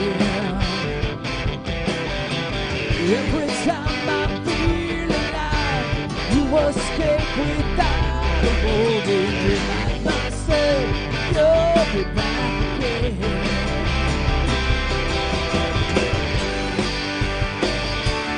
Hold on, step back, keep track to lose the time. Hold on, step back, keep track to lose the time. Hold on.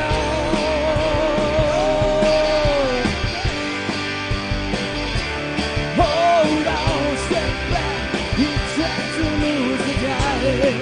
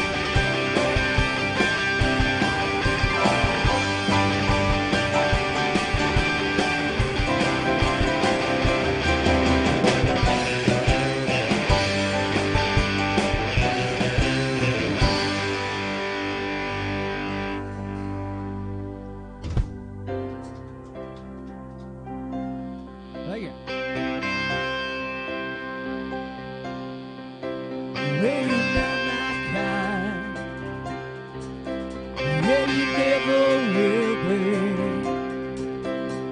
As long as you keep on spitting that hickey on out of my life, it's another time. Like it never will be. We'll cover up all and wear our heart right up on our sleeve. So listen to me, I listen to you. Let's give the respect we deserve to be heard. Say the word. Speed on common ground. With our hands held out. Let our heads up high up in the sky, but not in the cloud. So listen to me, I listen to you. Let's give the respect we deserve to be heard. Say the word. Open up your mind and let me in. Open up your mind and let me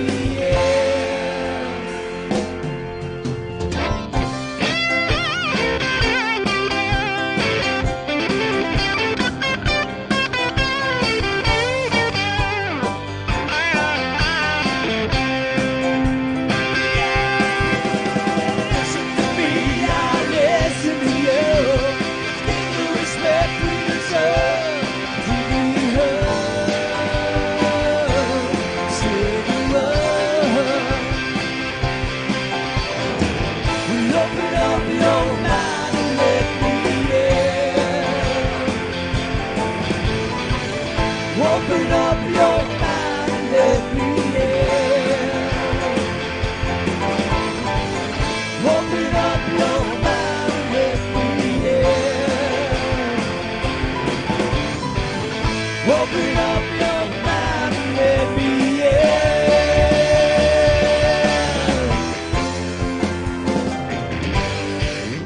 Well, you're not my kind. Yeah, you never will be. As long as you keep on spitting that head, stay on out of my